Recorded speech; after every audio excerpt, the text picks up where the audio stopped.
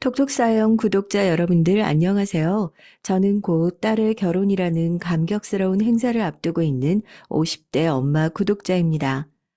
톡톡 사연을 구독하고 있지 않는 저희 남편도 제가 출퇴근길에 항상 톡톡 사연을 틀어놓고 당신은 어떻게 생각하냐, 너무 열받지 않냐, 붙들고 화를 내는 통에 이 채널이랑 채널에서 올라와 있는 얘기들을 다 알 정도로 열렬한 팬 중에 팬이에요.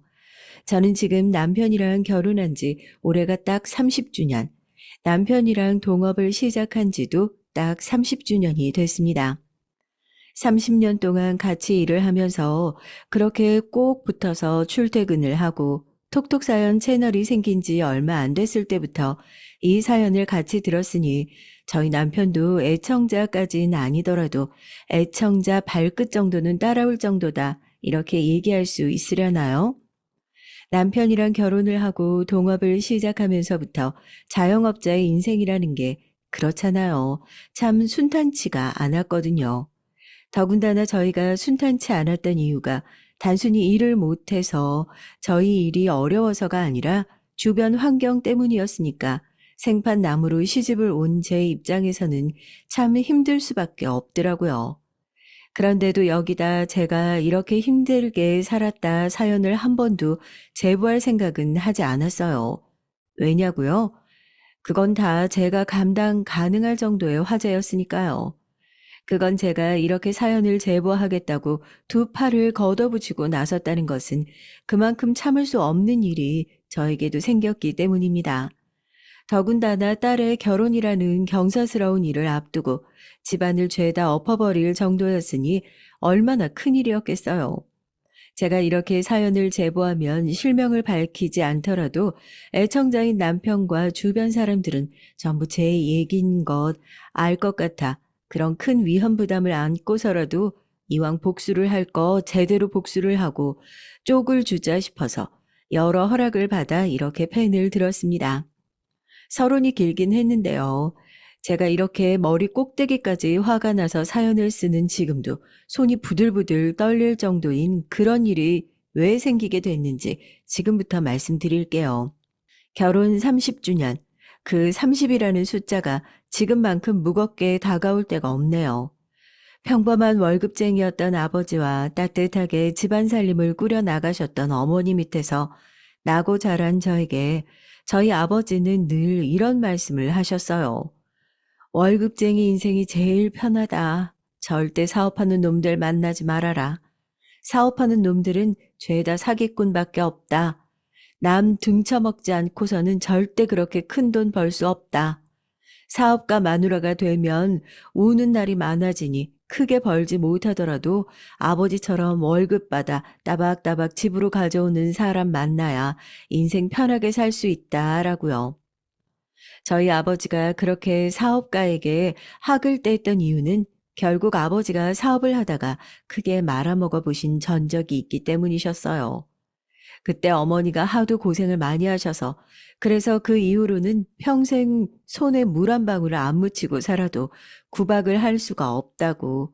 그렇게 아버지는 이제 그 말로만 듣던 유리지갑이구나 할 정도로 월급이며 성과금이며 회사에서 주는 돈을 단 한 푼도 본인 호주머니로 가져가지 않고 집으로 따박따박 가져오시던 그런 분이셨습니다. 그런 아버지 밑에서 나도 월급쟁이가 되고 월급쟁이 만나서 평범하게 살아야지란 생각을 하고 살았는데 사람 인연이라는 게 어떻게 자기가 원하는 이상형만 딱딱 만나면서 살 수 있겠어요.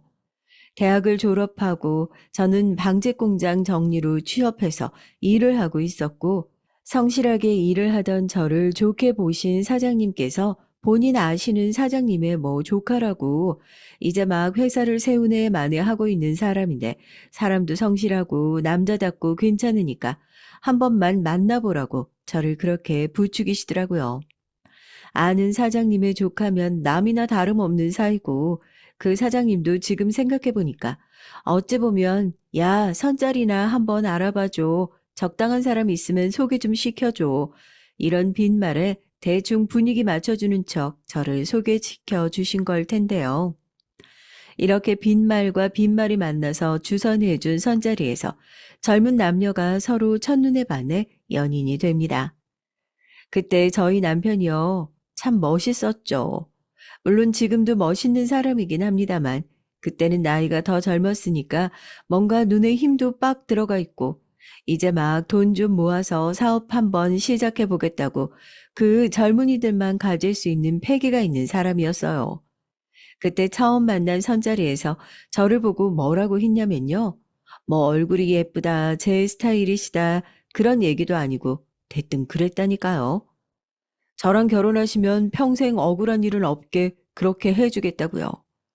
그 얘기에 제가 막 웃으면서 지금 저한테 청혼하시는 거냐고. 오늘 처음 얼굴을 봤는데 결혼하면 무슨 억울한 일 없게 해주겠다. 그런 얘기를 벌써 하시냐고 막 웃었더니 맞대요. 청혼하는 거래요. 뭐 이렇게 어이없는 사람이 다 있나 싶었죠. 목에 칼이 들어와도 사업하는 사람은 안 돼. 더군다나 뭐 사업을 하고 있는 사람도 아니고 사업을 시작하려는 사람? 너 아버지 사업하다가 우리 집 얼마나 어렵게 살았는지 그새 까먹은 거야? 사업을 아무나 하는 것도 아니고 이제 막 시작하려는 사업체가 얼마나 어려울 줄 알기나 해. 세상 물정 모르는 내 딸이 그런 집에 시집가서 고생하는 꼴 난 절대 못 본다. 사업가는 다 사기꾼이다. 사업가는 절대 만나면 안 된다. 아직 결혼이 한참 남은 어린 딸에게도 그런 소리를 했던 아버지인데 다 큰 딸이 그래요. 아버지는 그렇게 실컷 말씀하셨지만 나는 사업가랑 결혼할랍니다 하고 남편을 데려왔으니 얼마나 속이 뒤집어지셨겠어요. 절대 안 된다고 목에 칼이 들어와도 안 된다고 단호하게 반대를 하셨죠. 저희 남편이 또 순순히 물러날 성격이 아니잖아요. 그때 사업 준비하고 있었던 거 싹 다 접고 저희 아버지 마음 돌려보겠다고 한 달을 그렇게 졸졸 쫓아다녔어요. 저희 아버지가 투자자도 아닌데 투자자한테 사업 설명하듯이 자료를 뽑아가지고 다니면서 그 세일즈 가방을 들고 쫓아다니면서 제가 이런 사업을 할 건데 이렇게 일을 해서 꼭 성공할 거다. 그래서 따님이 저랑 같이 조금 고생은 할지언정 살면서 억울한 일은 절대 당하지 않도록 자기가 든든한 방패가 되어주겠다. 그리고 젊은 날 잠깐 한 고생은 조금만 지나도 10배, 아니 100배로 호강할 수 있도록 되돌려 줄 거다. 호언장담을 하더라고요. 남편의 그 꿋꿋한 의지에 호랑이 같던 저희 아버지 마음도 결국 넘어갔고 그렇게 결혼을 허락해 주셨답니다. 저희 아버지가 아직도 그래요. 백서방 입다며 얼마나 좋은지 그때 결혼 허락이 아니라 자기 사업에 투자해라 하고 설득했으면 있는 돈 없는 돈 다 털어서라도 그 사업에 투자를 했을 거라고요. 그렇게 결혼과 동시에 저는 하고 있는 일을 관두고 남편의 사업을 돕기 시작했습니다. 그렇게 저희가 즐긴 30년 동업 생활의 서막에 오른 거죠. 뭐 10배, 100배로 호강시켜주겠다는 남편의 얘기는 둘째 치고요. 정말 너무 힘들었어요. 아직도 그때 이야기를 하면 남편이 입이 10개라도 할 말이 없다고 하거든요. 자기가 생각해도 그런 포부로 데려온 것 치고는 고생을 너무 많이 시켰으니까요. 저희 아버지 말대로 이제 막 시작하는 사업체에 신경 쓸 일이 어디 한두 개였겠냐고요.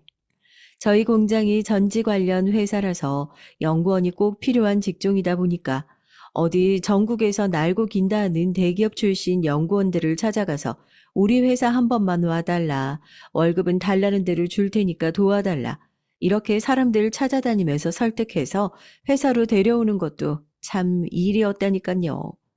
이미 자기 회사에서 잘 나가고 있는 사람들이 왜 이제 막 시작하려는 공장으로 오겠다고 하겠어요. 절대 안 오지. 그때 남편 회사로 제일 먼저 들어왔던 연구원이 바로 저희 서방님입니다. 서방님도 머리가 나쁘지 않아요. 오히려 좋은 편이라고 해야 되죠. 지방대 출신이긴 하지만 당시에 대학원까지 나와서 좋은 회사에 다니고 있었고 저희가 이렇게 연구원을 찾아다닌다는 소식을 듣고는 선뜻 저희 공장으로 와서 일을 하겠다고 먼저 연락을 주더라고요. 이왕 이렇게 된 김에 차라리 서방님 잘 설득해서 같이 동업을 해보면 어때요? 아니, 그렇잖아요. 서방님이 일을 못하는 것도 아니고 지금 우리 상황에서는 꼭 필요한 인력이기도 하고, 직원으로 쓰면서 연봉을 원하는 만큼 맞춰주는 것보다 회사 지분 나눠주면서 공동대표니 뭐니 그런 직함이라도 제대로 주면 서방님도 아무래도 회사의 책임감을 더 갖고 일을 하지 않겠어요? 뭐? 저 자식이랑 동업? 공동대표? 절대 안 될 말이야. 지금 무슨 꿍꿍이로 같이 일하겠다고 저렇게 먼저 굽히고 들어와서 일을 시켜달라고 하는진 몰라도 내 회사를 같이 운영하는 건 절대 못해. 당신이 저 자식을 몰라서 그래. 성격은 얼마나 고집불통이고 윗사람 말이고 아랫사람 말이고 어찌나 안 듣는지. 저 자식이랑 회사 같이 운영했다간 나중에 저놈 때문에 분명히 회사 휘청거릴 일 생긴다니까. 내가 장담해. 저야 남편 생각해서 넌지시 공동대표 얘기를 꺼내봤던 건데 남편은 제 얘기를 듣자마자 학을 떼더라고요. 서방님이랑은 절대 같이 일 못한다면서요. 왜 저렇게까지 싫어하나 그래도 동생인데 뭐라도 같이 해보면 좋은 게 아닌가? 외동으로 나고 자란 저는 항상 마음 맞는 여동생 하나 있으면 좋겠다는 게 평생의 소원이었기 때문에 남편의 그런 단호한 태도가 잘 이해가 되지 않기도 했었거든요. 그런데 시간이 좀 지나고 나니까 그때 남편이 왜 그런 얘기를 했는지 알겠더라고요. 서방님의 성격은요, 남편이 얘기한 것처럼 고집불통 딱 이렇게 네 글자만으로도 표현이 가능한 사람이었습니다. 사소하게 어떤 일들이 있냐면요. 예를 들어 회사에서 뭔가 중요하게 결정해야 할 일이 있어요. 당연히 남편 회사고 아무리 뭘 잘 모른다고 해도 남편이 어쨌든 이 회사의 최종 결정권자잖아요. 남편이 봤을 때 이게 좋은 선택이 아니다 싶으면 그건 절대 아닌 거예요. 그런데 만약에 그 의견이 서방님한테서 올라온 거다? 그럼 그때부터 또 얘기가 달라지는 거죠. 서방님은 난 죽어도 이 생각으로 가야겠다 고집을 부리는 거고 남편은 야 내가 대표인데 네가 뭔데 내 결정에 이래라 저래라 토를 다는 거냐. 네가 아무리 이게 좋다고 해도 대표인 내가 아니라고 하면 직원인 너는 알겠다고 하고 다른 대안을 찾아야 맞는 거다. 둘이서 이거 가지고 피 터지게 싸우는 겁니다. 그럼 그 사이에 끼어있던 직원들이며 저는 그 고래 싸움에 새우등이 터지는 거고 그럼 그렇게 싸우게 되면 결국에 누가 이기냐고요? 대부분은 남편이 졌어요. 그도 그럴 게 서방님이 진짜 고집불통인 이유가 결국 자기 의견이 안 먹힌다 싶으면 그때부터 딱 출근을 안 해버렸거든요. 이 자식 오늘도 안 나왔어. 전화해서 당장 전해. 내일까지 회사 출근 안 하면 동생이고 뭐고 책상 빼버릴 거라고. 이게 뻑하면 자기 얘기 안 듣는다고 회사를 안 나오고 회사가 자기 놀이터인 줄 아는 거야? 하여튼 이 자식은 본때를 보여줘야 정신을 차리지. 그딴 태도로 일할 거면 관두라고 해. 그런데 그 당시에는 진짜 서방님만큼 저희 회사에 중요하고 필요한 인력이 없었거든요. 그 정도로 협박을 하면 보통 사람들이라면 내가 잘못했습니다. 굽히고 나올 법도 한데 저희 서방님은 그랬던 적이 정말 단 한순간도 없었어요. 어찌 보면 그것도 대단하다 싶어요. 그렇게 남편이랑 서방님의 싸움은 3년 동안 쉬지 않고 계속됐답니다. 그 고래 싸움에 새우등 터지는 와중에 저는 지금의 제 딸을 얻게 됐어요. 전쟁통에도 애는 생긴다더니 저희 딸 생긴 거 보면 옛날 분들 말이 하나 틀릴 거 없다 그런 생각도 들고요. 여튼 그 긴 싸움이 끝났던 이유는 서방님이 회사를 관두면서였습니다. 드디어 남편이랑 제대로 한바탕 하고 관뒀겠다 예상하시겠지만 그런 건 아니고요. 저희도 3년 동안 서방님 덕분에 회사가 많이 크고 안정화돼서 괜찮은 연구원들을 여럿 구할 수 있었고 서방님도 저희 회사에서 경력을 어느 정도 쌓았고 본인 사업체를 차리고 싶다고 하시더라고요.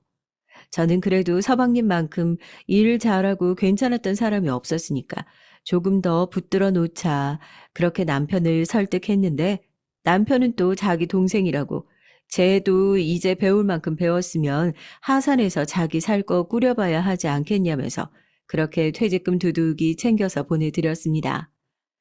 여기까지만 하더라도 그냥 보통 형제들 얘기잖아요. 형제들끼리 싸움도 많이 하기도 하지만 자기들끼리 챙기기도 엄청 챙기고 그러면서 서로 으쌰으쌰하고 잘 살고 그러던데 남편이 평범한 형제 관계를 가지고 있었으면 애초에 그렇게 첫 단추부터 잘못 꿰어질 일은 없었겠죠. 대체 무슨 첫 단추가 잘못 꿰어진 거냐고요?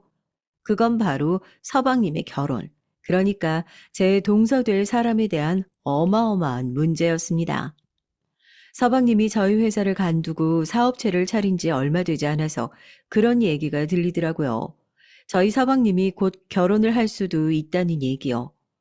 저희 집안 사람 얘기인데 동종업계 사람들 입을 통해서 그런 얘기를 들으니까 당연히 저희 가족들은 깜짝 놀랄 수밖에 없었습니다. 가장 놀랐던 건 남편이었어요.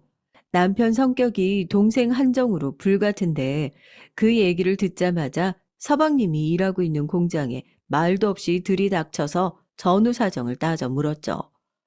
지금 사람들이 너 결혼한다는 얘기 수군거리는데 대체 어떻게 된 얘기냐고요. 듣는 대로야. 나 결혼하려고. 안 그래도 집에 데려가서 한번 소개시키려고 했는데 형이 이렇게 빨리 알게 될 줄은 몰랐네. 이번 주에 집에 한번 데리고 갈게. 그때 저희가 무슨 생각이 들었는 줄 아세요? 대체 어떤 사람을 데려올까 기대고 설레는 마음이 아니라 대체 어떤 사람을 데려올까 걱정이 앞서는 거예요.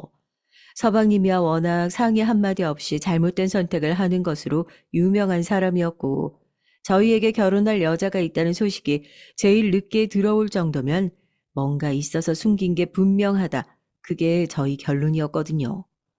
그리고 주말 서방님이 결혼하겠다던 소문의 그 여자분을 데리고 오셨습니다. 저는 예쁜 외모에 깜짝 놀랐고 남편은 다른 이유로 좀 놀랐던 것 같아요. 제가 봤을 때는 그냥 예쁘고 사근사근 잘 웃고 걱정했던 것보다 별거 없어서 오히려 다행이다 싶었는데 동서될 사람이 인사를 마치고 집으로 돌아갔는데 남편이 바로 서방님에게 전화를 걸어서 동서는 내버려 두고 너만 집으로 다시 와라 호통을 친 거예요. 저한테도 얘기를 안 해줘서 무슨 일인가 했죠. 너 미쳤어? 내가 못 알아볼 거라고 생각했던 거야? 어디 술집에서 일하던 접대부를 결혼하겠다고 데리고 와서 내가 그 술집 거래처 사장님들 데리고 간 것만 몇 번이야. 우리 공장 앞에 술집 거기서 일하던 여자 맞지? 어? 절대 안 돼. 어디 그런 근본도 없는 여자랑 결혼을 하겠다고 하늘에 계신 부모님이 이 꼴을 보시면 뭐라고 생각하시겠냐? 어? 뭐냐, 우리 아들 좋은 여자 데려왔구나. 결혼 잘해라 그러시겠냐? 정신 좀 차려라, 이 자식아. 형이 뭔데 내 인생에 이래라 저래라야, 어? 내가 술집 여자랑 결혼을 하든 잘 나가는 여자랑 결혼을 하든 무슨 상관이냐고. 그리고 저 여자 그냥 술집 여자 아니야. 내가 좋아하고 사랑하는 사람이라고. 저 사람이랑 결혼 못하게 할 거면 나 그냥 평생 형 안 보고 살 거야. 형이 저 사람에 대해서 뭘 안다고 그렇게 함부로 말해. 그 얘기를 듣고 저도 뒤로 넘어갈 뻔했잖아요. 동서라고 데리고 온 여자는 저희 공장 앞에 유명한 술집, 뭐 좋은 말로 해서 요정이라고 하잖아요.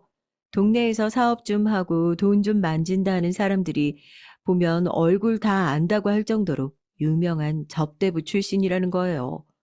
그러니 남편이 뒷목 잡고 넘어갈 만 하잖아요. 동생이라고 하나 있는 게 결혼하겠다고 데리고 온 여자가 그런 꼴이면요. 그런데 저희 서방님 성격에 형이 그렇게 반대한다고 네, 알겠습니다, 형님. 형님이 그렇게 반대하시면 저도 다시 생각해 보겠습니다. 순순히 물러날 사람이냐고요. 결혼 반대하면 형님 안 보고 살면 그만이다. 그렇게 맞불 작전으로 싸우니까 또 골 때리는 거죠. 한 번씩 그런 생각을 해요. 만약 저희가 그때 그렇게 서방님과 동서의 결혼을 반대하지 않았더라면은 동서와 제 사이가 이렇게 틀어질 일도 없지 않았을까 하고요. 저희는 꽤나 오랫동안 결혼을 반대했었거든요. 동서도 저희 마음을 돌려보겠다고 선물이며 이것저것 자주 사들고 저희 남편을 찾아왔었어요. 그래도 저희 남편이 그렇게 마음이 못된 사람은 아니거든요. 매일같이 찾아와서 저 그렇게 나쁜 사람 아니다. 이제 일도 다 관뒀고 걱정하시는 그런 일 없을 거다. 웃는 낯으로 얘기하는 얼굴에 침 뱉을 사람이겠어요. 결국에 팔은 안으로 굽는다고 결국에 다 네 걱정해서 그랬던 거라고 서방님의 결혼을 허락해주게 됐습니다. 사람들이 뭐라고 수군거리든 간에 이제는 어엿한 형님 동서지간이 된 거잖아요. 저랑 남편이 아무리 동서가 꼴보기 싫다고 저런 여자랑 무슨 결혼이냐 반대를 했었어도 이미 동서가 우리 식구다 하고 인정하고 받아들인 마당에 더 미워하는 마음이 남아있을 리가 없잖아요. 그런데 저희가 반대했던 그 상황이 동서 입장에서는 나름대로 충격적이었나 봐요. 그렇게 반대한 게 미안해서 이제는 잘 지내보고 싶어서 먼저 손을 내미는 저희 손길을 깡그리 무시해버리는 태도가 계속해서 이어졌습니다. 동서와 몇 번을 이렇게 부딪히고 이제는 동서랑은 그냥 상종을 하지 말아야겠다 결심한 일들이 있었는데요. 그중 하나가 바로 동서의 첫 생일 때에 일어난 일입니다. 저희가 차 타고 딱 30분 거리에 살고 있어요. 공장도 가깝고 그래도 가족이라는 게 그렇잖아요. 오히려 친구보다 더 자주 보기 힘들고 집에 뭐 특별한 일 없으면 모일 일도 없고 그런 거 아니겠어요? 저는 나름대로 일한답시고 가깝게 지내는 친구들 하나 없이 늘 일만 하는 남편이 마음에 걸려서 그래도 가까이 살고 같은 일을 하는 서방님이랑 좀 친하게 지내면 말년에도 외로울 일은 없지 않을까 하는 생각에 종종 집에 들러서 식사도 하고 가셔라.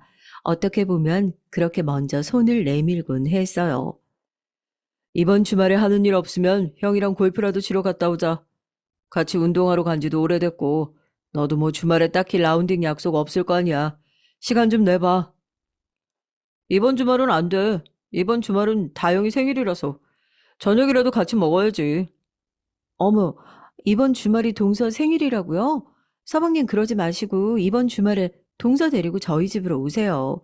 그래도 결혼하고 맞이하는 첫 생일인데 가족들 다 같이 축하해주면 좋잖아요. 제가 뭐 다른 건 해드릴 건 없고 동서 좋아하는 음식이 뭐 있어요? 그런 거라도 좀 해놓을게요. 시집 왔는데 챙겨주실 시부모님도 없고 저희라도 잘 챙겨야죠. 정말 좋은 마음에 그렇게 얘기를 했던 거였어요. 뭐 동서를 그렇게 반대했는데 괜히 결혼하고 나니까 가식 떠는 거 아니냐 그런 생각 하실까 봐서요. 하늘의 맹세코 절대 그런 거 아니고요. 사실 불순한 의도라고 하면 불순한 의도일 수도 있었겠죠. 이렇게 출퇴근길에 저희 집에 왔다 갔다 하는 서방님과 달리 동서는 저희 집이라면 근처에도 오고 싶어 하지 않아 하니까 윗사람이 돼서 이런 식으로 먼저 손도 좀 내밀어 주고 동서가 좋아하는 것들로 생일상을 차려서 생일도 좀 제대로 챙겨주고 그렇게 나름대로 결혼 전에 따지 못했던 점수들을 따면 저희 관계도 보통의 사람들 정도로는 회복되지 않을까 그런 생각이었습니다. 제가 뭐 어디 동서가 예뻐서 그렇게 점수 따려고 사바사바 해가면서 그랬겠어요. 그냥 다 저희 남편 생각해서 그랬던 거죠. 동서가 저렇게 마음 먹고 팔짱 딱 끼고 형님네 집은 안 가련다. 형님네가 자기를 너무 미워하는 것 같아서 굳이 거기 가고 싶지 않다. 그렇게 나오니까 자연스럽게 서방님과의 관계도 소원해지게 되는 것 같고 남편이 저한테 대놓고 말은 하지 못하더라도 서방님과의 관계가 그렇게 틀어지니까 형제라고 많기나 하냐고요. 딱 하나 있는데 마누라들끼리 사이가 안 좋아서 그러고 있으니 한숨 푹푹 쉬면서 당신이 먼저 좀 연락 좀 해봐라 하고 찔러보는 거예요. 뭐가 예쁘다고 생일상이나 차려주고 앉았냐 하시면 할 말이 없지만 맏며느리라는 자리가 결국에 다 그런 거 아니겠어요. 집안 잘 굴러가게끔 싫은 꼴도 어쩔 때는 눈 감아주고 참고 마음씨 넓고 어른스러운 사람인 척 해야 집구석이 굴러가는 거죠. 여튼 그렇게 얘기를 하니까 자기 마누라 챙겨준다는데 싫어할 남자가 어디 있어요. 은근히 서방인도 저랑 동서 사이가 소원할 것 때문에 본인이랑 형 관계까지 틀어지는 것 같아서 불편해하고 있었던 거죠. 형수님 너무 좋다고 어떻게 그런 생각을 하셨냐고 평소에 그러지도 않는데 사람을 막 추켜 세워주는데 거기도 어지간히 스트레스를 받긴 받았나 보다 그랬죠.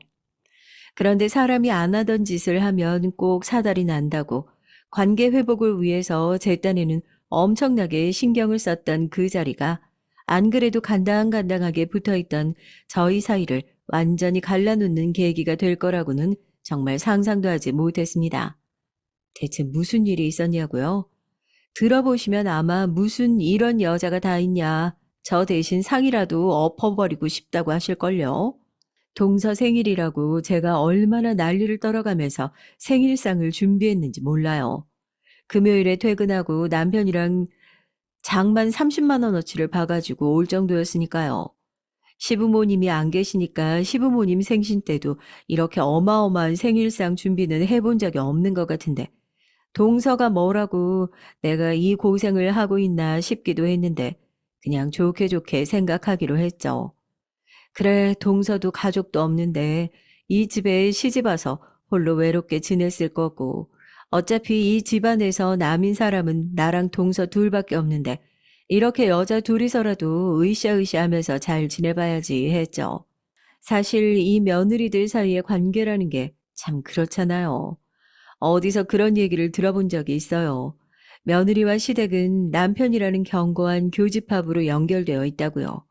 저 역시 남편을 사랑하기 때문에 선택한 거고, 남편은 그 시댁의 혈연이라는 며느리들은 감히 이걸 끊어내려고 시도도 해보지 못하는 질긴 무언가로 연결되어 있기 때문에 남편과 저 사이에 있는 사랑이 식지 않는 이상은 시댁과 저는 거의 한 몸을 지니고 있는 것과 다름없었죠. 그러나 반면에 형님과 동서지간은 다르고요. 형님과 동서 사이의 교집합은 결국 한 집안에서 그 혈연으로 이어져 있는 각각의 남자를 사랑하고 있는 것, 그거 하나밖에 없잖아요. 같은 집안의 형제를 우연히 사랑하게 됐다는 그 사실 하나만으로 연결되어 있는 관계가 진짜 혈연 관계 같은 유대 관계를 갖기 위해서는 충분하고 오랜 시간과 노력이 필요하다고. 그렇기 때문에 형님과 동서지간 사이에는 언제든 서로 지킬 수 있는 안전거리가 필요하다. 그런 얘기였어요. 저 그 얘기를 보고 옳았구나. 이렇게 맞는 말이 또 있나 하고 공감했잖아요. 동서가 시집을 오고 제 동서가 되고 나서 저희 둘이서만 오롯이 대화를 한 시간을 계산을 해보면 다 합쳐서 1시간? 2시간이나 되려나요? 대화를 하면서 교집합을 만들어 보려는 저의 노력은 번번이 실패로 돌아갔죠. 어떻게 보면 그런 안전거리를 유지해야 하는 관계에서 충분한 시간과 노력이 이 사람을 나의 가족으로 묶으려고 했던 것 자체가 제 작전이 실패로 돌아갈 수밖에 없었던 가장 큰 패착이 아닐까 그런 생각을 합니다. 이제 와서 그 이유가 뭐였는지 분석해봤자 무슨 쓸모가 있을까 싶지만 말입니다. 여튼 그 당시에 저는 동서와 멀어지는 방법보다는 가까워지는 방법을 궁리하는 사람이었고 동서의 생일은 그런 저에게 아주 좋은 핑곗거리가 될 수 있었죠. 전날부터 열심히 장을 보고 동서가 좋아한다는 음식들을 미리 듣고 음식을 장만하고 잔치상 수준이 얼마나 어마어마했냐면요. 저 혼자 요리를 하기 힘들어서 동네 사람들한테 SOS를 요청할 지경이었다니까요. 다들 도와주면서도 무슨 동서 생일에 이렇게까지 공을 들이냐고 타박을 했을 정도였죠. 그래도 이 정도면 동서가 내 노력을 알아주지 않겠냐고, 서로 좋은 게 좋은 거 아니겠냐고, 저도 이제 동서랑 좀 건강한 관계를 유지하면서 지내보고 싶다고 얘기하면서 그렇게 즐겁게 생일을 준비했습니다. 그리고 기다리던 주말 저녁이 다가오고 드디어 동서가 저희 집에 발을 들였죠. 동서 생일 축하해요. 내가 동서 생일이라고 이거 봐봐. 얼마나 많이 준비했는지 몰라. 준비하면서 힘들었다고 생색내는 건 아니고 그냥 나도 이렇게 노력했다. 동서가 좀 알아줬으면 좋겠어서. 서방님 얘기 들어보니까 소갈비 그렇게 좋아한다면서 찜갈비를 좋아하는지 구이를 좋아하는지 그것도 모르겠어가지고 내가 둘 다 준비했네. 아니 근데 그것도 지금 생각해보니까 진짜 웃겨요. 동서가 뭐라고 그렇게 온 가족들이 붙어서 동서 비위 한번 맞춰보겠다고 그 고생을 했을까요? 여튼 그때는 좋은 게 좋은 거라고 내가 너 주려고 이것도 만들었다, 이것도 만들었다. 괜히 동서한테 팔짱까지 껴가면서 부엌에 데리고 들어가서 간도 좀 보라고. 제가 하도 그렇게 호들갑을 떨어대니까 동서도 뭐 얼떨결에 끌려다니면서 알겠다고 좋다고는 해요. 그렇게 그 불편한 식사 자리가 시작됐습니다. 형수님, 이거 다 준비하시느라 엄청 고생하셨겠는데요? 당신도 좀 먹어봐.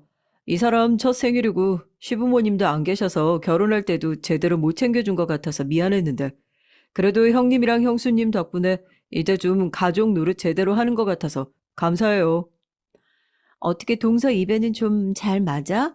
넉넉하게 했어. 맛있는 거 있으면 얘기해. 내가 이따 집에 갈 때 좀 싸줄게. 갈비는 양념 재둔 거 김치통에 한가득 담아놨거든? 집에 가서 그냥 끓이기만 하면 되는 거니까 그것도 이따가 좀 챙겨가고. 우리도 미안한 게 많아. 그래도 내가 형님인데 결혼하고 나서 형님 노릇이나 뭐 제대로 한 적이 있었나? 난 그냥 우리 관계가 너무 급조되지 않았으면 해서 신중하게 군다는 게 동서 입장에서 보면 형님이 너무 재고 따지나 그렇게 생각했을 수도 있을 것 같아. 그래도 우리 이제 한 가족이잖아. 그간에 무슨 일이 있었든 이제는 서로 얼굴 붉히지 말고 우리 서로 챙길 사람은 서로밖에 없다 이런 생각으로 잘 좀 지내보자. 알겠지, 동서? 뭐 동서도 고개를 끄덕거리면서 밥도 맛있다고 고맙다고 말이라도 그렇게 하니까 저도 그제서야 마음이 좀 놓이더라고요. 그렇게 화기애애한 식사 자리가 계속 이어질 거라고 생각했는데 문제는 식사를 다 마치고 나서 저희가 준비한 선물을 주는 자리에서 생겼습니다. 다들 동서 선물 뭐 하세요? 저희도 엄청나게 고민을 많이 했거든요. 그렇다고 평소에 선물을 안 하는 성격도 아니거든요. 서방님 결혼할 때 저희 남편이 냉장고랑 세탁기까지 해줬어요. 가전 그렇게 두 개만 묶어도 벌써 값이 얼마예요. 그런 거 해주면서도 저희 혼수를 우리가 다 해준 거나 마찬가지네 생색 한 번 내본 적이 없는 사람들입니다. 그래도 동서 첫 생일이고 하니까 뭐 스카프를 하나 사줄까 아니면 작은 액세서리를 하나 사줄까 백화점에 가서 한참을 고민했는데 언제 동서를 얘기를 해봤어야 알죠. 무슨 취향인지도 영 모르겠고 남편한테 연락을 해서 지금 백화점인데 선물을 뭘 해야 할지 모르겠다. 화장품을 하려니까 또 사람마다 쓰는 화장품이 다 달라서 괜히 안 쓰면 이것도 처치곤란일 것 같고 향수나 스카프나 이런 것들은 더 취향 많이 탈 것 같아서 골치 아프고 하니까 남편이 그래요. 상품권은 어떻겠냐고요. 솔직히 제가 돈으로 선물하는 것 자체를 그렇게 좋아하지 않긴 하거든요. 물론 나이 먹고 나서는 누가 선물 준다고 했을 때 현금으로 받는 게 제일 편하고 기분 좋지만 조금 젊었을 때까지만 하더라도 같은 값이라고 하면 현금으로 선물을 준다는 게 되게 나쁘게 말하면 성의 없어 보이기도 하잖아요.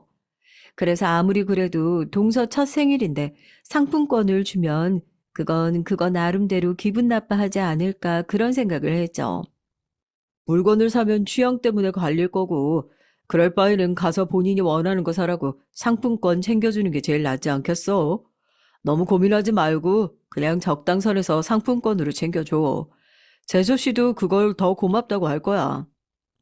그래서 딱 30만 원어치 상품권을 사서 리본으로 예쁘게 묶어 포장까지 해서 준비를 해놨죠. 생각을 해보세요. 동서 생일상을 차린다고 장을 본 게 30만 원, 상품권 산 것만 해도 30만 원이니 벌써 60만 원 돈이 나간 상태인데 저랑 남편이 아무리 사업을 한다고 하더라도 저희는 뭐 돈이 어디 화수분처럼 샘솟는 사람들이에요.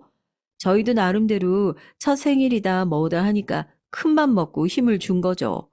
그래도 이 정도면 섭섭하지 않겠다 하고 준비한 선물을 동서에게 건넸습니다. 내가 선물을 뭐 해줄까 한참 고민하다가 백화점까지 갔는데 동서 취향을 영 모르겠더라고. 그것도 그거 나름대로 미안하더라. 나름대로 가까운 사이라고 자부하고 싶었는데 이렇게 서로 취향도 모르는 사이일 줄 누가 알았겠어. 뭐 큰돈은 아니지만 나중에 동서 사고 싶은 거 살 때 보태 쓰라고 상품권 좀 넣었어. 앞으로 시간 나면 우리 쇼핑도 같이 다니고 하자.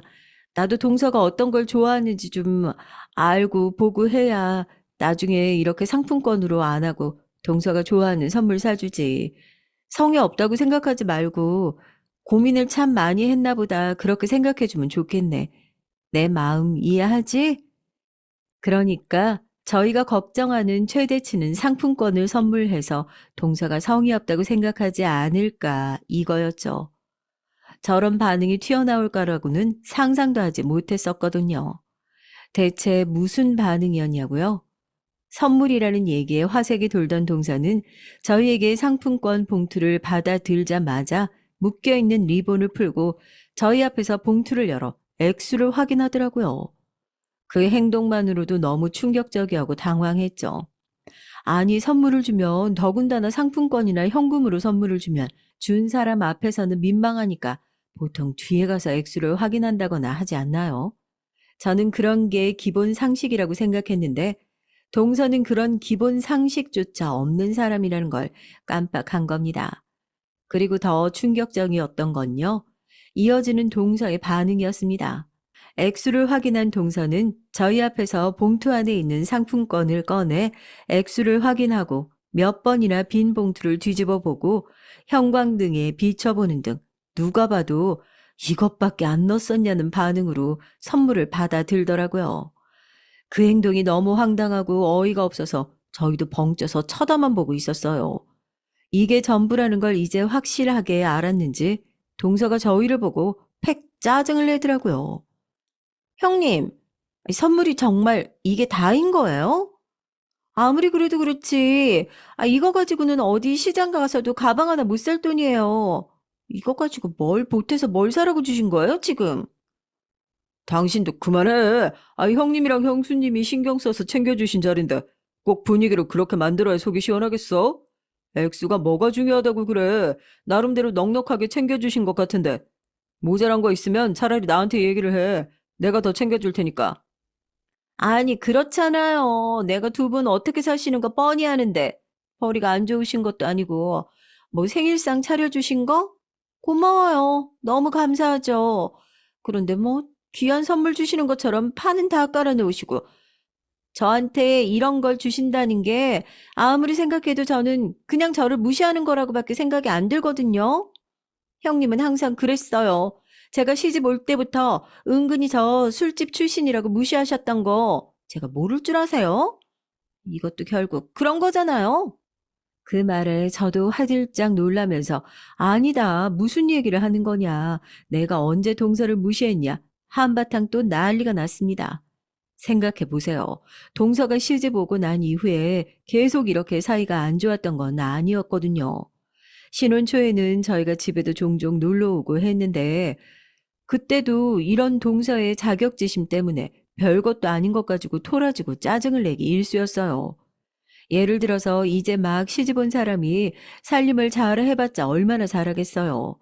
제 눈에 다 서툴긴 마찬가지죠. 그래도 가정주부를 하고 있는 동서 기 죽을까봐 살림하는 거 뭐라도 칭찬을 해야겠다 싶었거든요. 동서 시집 온 지 얼마 안 됐을 때 저희 집에 과일 선물이 잔뜩 들어와서 과일을 좀 깎아서 거실에 내가자 같이 나눠 먹자 해가지고 부엌에서 과일을 깎고 있는데 동서 손끝이 되게 야무진 거예요. 과일도 예쁘게 잘 깎고 손도 빠르고 해서 지나가는 말로 칭찬을 한번 했거든요. 동서 과일을 정말 예쁘게 잘 깎는다고요. 저는 시집 오고 나서 과일 너무 못 깎아서 친척 어른들 올 때마다 그럴 때면 얘 감자칼이라도 내줘라. 저렇게 과일 못 깎는 며느리는 처음 본다 타박을 하셨는데 동서는 그럴 일 없겠다면서 나름대로 칭찬을 해줬던 거거든요. 그런데 그 얘기가 뭐가 그렇게 기분이 나빴는지 그때도 지금 저 술집에서 일했다고 과일 잘 깎는다고 그렇게 꼽주시는 거예요? 이러면서 팩 쏘아붙이고 자기는 기분 나빠서 여기 더는 못 있겠다면서 과일 깎다 말고 칼을 탁 내려놓고 서방님이랑 집으로 가버린 적이 있었거든요. 뼈가 빠져라 동서의 생일상을 준비했는데 돌아오는 반응이 이러니 저라고 기분이 좋았겠어요. 뭐라고 한 소리를 하고 싶은데 그럴 기운조차 없더라고요. 그냥 자격지심으로 똘똘 뭉쳐있는 동서랑 얘기할 때마다 이렇게 피로감을 느낀다면 난 더 이상 차라리 동서랑 무슨 말을 안 섞는 게 낫겠다 싶더라고요. 그렇게 열심히 준비했던 동서의 생일은 자격지심으로 엉망진창이 돼버리고 이미 싸해진 분위기를 어떻게 되살릴 수도 없이 서방님이 동서의 입을 막고 이걸 어떻게든 수습해 보려고 그렇게 집으로 돌아갔습니다. 그러고 나서는 서방님 댁이랑 정말 교류를 안 했던 것 같아요. 뭐 각자 생일에 만나지 않았던 건 물론이고 시부모님 제사 때나 얼굴만 볼 정도. 1년에 한두 번 정도 어색하게 서로 앉아 있다가 말도 잘 섞지 않고 집에 가버리는 날들이 대부분이었죠. 그런 날들이 거의 20년 가까이 다 된 거예요. 저희 딸이 그 사이에 고등학교를 졸업하고 대학교를 들어가고 승무원이 될 때까지 그런 사이가 계속됐었으니까요. 여튼 잠깐 짬을 내서 저희 딸 자랑을 좀 하자면요. 저 닮아서 키도 크고 팔다리도 길쭉하고 자기 아빠 닮아서 외모도 꽤 괜찮은 편이라서 대학을 항공과로 진학을 했어요. 그 사이에서 공부도 곧잘하는 편이라 졸업하자마자 바로 승무원으로 합격해 일을 하고 있었거든요. 그런 딸이 이제는 본인도 결혼을 하겠다, 결혼할 남자를 집으로 데려왔는데 저희는 정말 마음에 너무 쏙 드는 겁니다.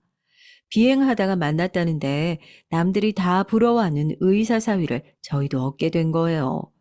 직업을 떠나서 인사를 왔는데 성격도 너무 좋고 성격에 구김살도 없는 것 같지 반대할 게 뭐 있겠어요. 딸이 그렇게 좋다는데요. 그래도 가족이니까 딸이 결혼한다는 소식 정도는 알리는 게 도리잖아요. 그래서 정말 오랜만에 가족들이 그렇게 다 같이 모이는 자리를 제가 직접 나서서 만들었던 것 같습니다.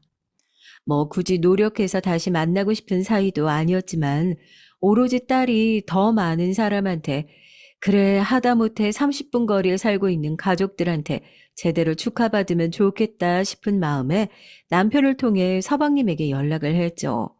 우리 지혜가 곧 결혼을 하게 될 것 같아서 가족들끼리 조촐하게 축하하는 자리를 가졌으면 좋겠다고 하고요. 서방님도 흔쾌히 승낙을 했다고 하더라고요.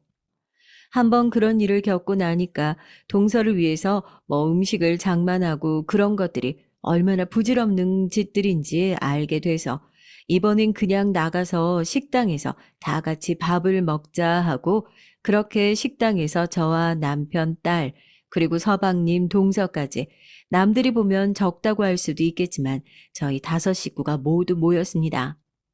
걱정했던 것과 달리 분위기는 화기애애했어요. 서방님도 그래 뭐 하는 사람이냐 어떻게 만난 사이냐 하니까 저희 딸이 비행하다 만났다고 의사라고 그렇게 대답을 했죠. 그런데 저만 그렇게 느꼈을지 모르겠지만 저희 딸이 의사랑 만난다고 하니까 동서가 픽픽 웃으면서 굉장히 비웃는 느낌이라고 해야 하나? 또 분위기를 망치려고 시동을 거는 것 같더라고요. 딸도 되게 불편해하고요. 아무리 그래도 동서가 제 딸 결혼을 싫어할 이유가 뭐가 있겠어요. 그냥 나도 너무 동서한테 편견을 갖고 있나 보다 싶었는데 사람이 편견을 가지게 되는 건요. 오랜 세월 동안 쌓여있는 데이터가 나오는 게 아니겠어요?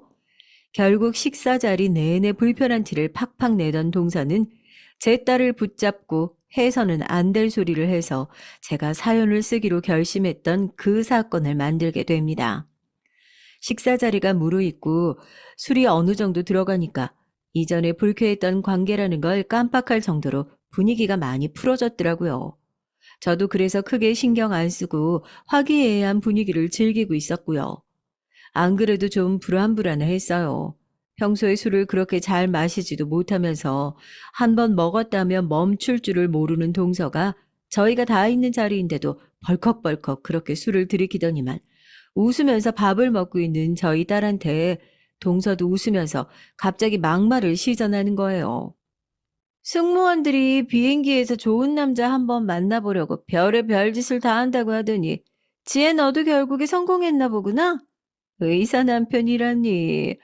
우리 지혜가 가진 게 뭐가 있다고? 아, 몸매 좋고 외모 준수한 거밖에 더 있어? 동서, 지금 술을 좀 과하게 마신 것 같은데 서방님이랑 나가서 바람이라도 좀 쐬고 오는 게 어때? 얼굴에 열도 많이 올라온 것 같다. 왜요, 형님? 제가 뭐 못할 말 했어요? 아, 왜 지혜 너 몸 팔아서 시집 가는 거잖아, 결국. 내 주변에도 승무원들 많아서 그런 얘기 많이 들어봤지. 형님도 진짜 웃겨요. 제 앞에선 뭐라고 하셨어요? 제 결혼 왜 반대하셨는데요? 아무리 그래도 그렇지. 직업이 그런 여자랑 어떻게 결혼을 시키냐고 그런 소리 하셨었다면서요? 그렇게 직업 안 보신다는 분이 사위가 의사라니까 뭐 인성이 좋은 것 같네, 뭐 좋은 것 같네. 되도 않는 핑계를 대면서 차라리 속 시원하게 인정을 하세요. 사위 될 사람이 의사라서 직업이 빵빵해서 마음에 드는 거라고. 형님처럼 난 사람 직업 안 봐 하는 사람들이 사실은 직업 제일 많이 보는 사람들인 거 아시죠? 그렇게 앞으로는 착한 척 하면서 뒤에서 속물처럼 구는 게 제일 짜증난다고요. 동서의 막말에 저희 가족은 뒤로 넘어가기 일보 직전이었고 놀란 서방님도 제발 입 좀 다물라면서 동서를 뜯어 말렸지만 이미 술에 취한 동서의 입은 아무도 막을 수가 없는 상태였습니다. 저희 딸도 살면서 누구한테 그런 얘기를 들어보겠어요. 너무 큰 충격을 받아서 말도 못하고 눈물이 그렁그렁해져서 화장실로 뛰어가고 동서 혼자서만 신나서 계속 주절거리더라고요. 술에 취해서 눈 초점도 제대로 안 맞추는 주제에 내가 뭐 생판 없는 소리를 한 줄 아냐. 내 주변에도 승무원들이 많은데 다 그런 식으로 해서 시집 갔다고 하더라. 지혜라고 뭐 다를 게 있겠냐. 이런 소리를 하면서 신이 났더라고요. 더 이상 안 되겠다 싶었는지 서방님이 죄송하다고 사죄를 하면서 동서의 팔을 잡아 끌고 식사 자리를 파하려고 했는데 내 딸한테 그런 막말하고 어디 그냥 보낼 수 있겠냐고요. 서방님 바보시라고 나도 할 말이 남았다고 저도 부하가 치밀어서 팔뚝을 걷어붙이고 동서가 그렇게 싸우고 싶어서 환장을 한 것 같으니 어디 오늘 제대로 한번 붙어보자고 제가 테이블을 박차고 일어났습니다. 그런데 조용하던 남편이 저보다 한 발 더 빠르더라고요. 저 결혼을 한 이후로 남편이 그렇게 크게 화낸 것을 그때 처음 봤어요. 테이블에 있는 접시들을 그냥 싹 다 밀어서 바닥에 접시들이 와장창 깨지는 소리가 나고 그 소리에 놀란 서방님과 동서도 멈칫하더라고요. 남편이 저를 뒤로하고 나오더니 서방님 앞에 서서 표정 하나 바뀌지 않고 결국 팔을 들어 동서의 뺨을 세차게 올려 붙였습니다. 서방님도 동서가 지은 죄가 있으니 뭐라고 크게 화를 못 내고 뺨을 얻어맞은 동서는 얼마나 놀랐는지 딸꾹질을 하면서 저희 남편을 째려보더라고요. 아주버님, 지금 저 치신 거예요? 왜요? 제가 뭐 틀린 말 했는데요. 아주버님은 딸을 뭐 세상에서 제일 고귀한 존재고 저같이 미천한 것들은 그런 말도 하면 안 된다. 법으로 정해져 있기라도 해요? 뭐? 뭐 눈에 뭐만 보인다고 몸을 팔아? 내 딸이? 이런 미친 여자랑 애초에 결혼을 시키는 게 아니었는데 내가 그동안 내 마누라한테 우리 식구들한테 싫은 소리 한 것도 다 참아줬던 건 다른 이유 없이 그냥 딱 하나 네가 내 동생이랑 결혼했다는 이유 하나만으로 참아준 것뿐이야. 그런데 네가 그렇게 이유 없이 내 가족 건드리는 순간 나도 더 이상 너같이 싸구려 같은 생각을 가진 여자를 우리 집 식구로 인정해줄 생각이 없어. 너도 마찬가지야. 내 딸한테 이딴 싸구려 같은 소리 나는 여자랑 같이 살 거면 너도 더 이상 내 동생으로 받아들일 생각이 없다. 이 여자랑 계속 같이 살 거면 내가 그동안 지원해줬던 것들 유치하다고 해도 할 말 없지만 다 토해내라. 알겠어? 뭘 잘못했는지 모르고 고래고래 소리를 지르는 동서의 뺨을 한 차례 더 내려치고 나서야 이 싸움은 끝났습니다. 저는 화장실로 가서 놀란 딸을 달래면서 집으로 돌아갔고 마지막으로 본 장면은 서방님이 남편 앞에 무릎을 꿇고 앉아서 용서를 구하는 모습이었어요. 동서는 창피함 때문이었는지 자기 화를 주체 못해서 그랬던 건지 이미 가게를 떠나버린 상태였고요. 집에서 그 난리가 난 것과 관계없이 딸의 결혼식은 예정대로 잘 준비되어 가고 있습니다. 매점이 있으면 헤어짐도 있다고 서방님은 드디어 동서와 이혼을 준비하고 있다고 하네요. 저희 앞에서도 그렇게 막말을 해대는 동서인데 집에서는 또 얼마나 난리였겠어요. 서방님도 서방님 나름대로 참고 살아온 세월이 길었는데 그때 그 모습을 보니 더 이상 내가 품고 살 수 있는 사람이 아니구나 제대로 깨달으셨다고 하더라고요. 사과는 제대로 받았냐고요? 서방님한테는 제대로 받았죠. 저한테도 제 딸한테도 진심으로 미안하다는 사과를 남기셨어요. 그 여자한테 사과를 받는다는 이유로 다시 마주할 일은 없을 것 같다는데 이혼 얘기가 나오니까 저한테 먼저 연락을 해서 본인이 그날 술이 너무 과했던 것 같다면서 혹시 이혼 문제에 대해서 본인 편을 좀 들어줄 수 있냐. 아무리 생각해봐도 이혼은 아닌 것 같다고 저한테 은근히 도움을 청하는 눈치더라고요. 그래서 제가 어떻게 했냐고요? 동서한테 온 연락 몽땅 지워버리고 연락처도 차단해 놨어요. 이제 안 보고 살 생각하니까 속이 다 시원하네요. 참 형님 동서지간이 뭐라고 억지로 그 관계를 못 놓고 꾸역꾸역 그 노력을 했는지 사연을 쓰다 보니까 그 시간들이 참 아깝고 우습네요. 우리 인생이 얼마나 짧은데 앞으로도 좋은 것들만 보고 좋은 사람들만 제 울타리 안에 넣고 살아가려고요. 좋은 것들로만 채워도 모자란 인생인데 동서 같은 사람들로 흔들리는 일은 앞으로도 없을 거라고 다짐합니다. 동서, 이 사연 어디선가 듣고 있을지 모르겠지만 그래도 어른으로서 한마디 조언 하나 해줄게. 제발 그 열등감 좀 버리고 앞으로도 다시는 만나지 말자. 나 안 보는 데서 행복하게 잘 살길 바랄게. 안녕하세요. 저는 60대 후반의 아들 둘의 어머니입니다. 오늘 저는 제가 얼마나 나쁜 인간이었는지 솔직히 고백하려고 해요. 세상 사람들이 다 제게 돌을 던져도 저는 할 말이 없는 그런 사람이거든요. 물론 지금은 제가 저지른 행동이 얼마나 끔찍한 일인지 너무나도 잘 알고 있고 저에 대한 벌도 달게 받고 있지만 얼마 전까지만 하더라도 저는 정말이지 최악이었죠. 저희 집은 중산층 이상이 되는 흔히 말하는 좀 있는 그런 집이에요. 아들을 키울 때도 돈이 부족해서 애들이 하고 싶다는 것을 못한다 이런 일은 한 번도 없었답니다. 오히려 다른 집보다 풍족했으면 풍족했죠.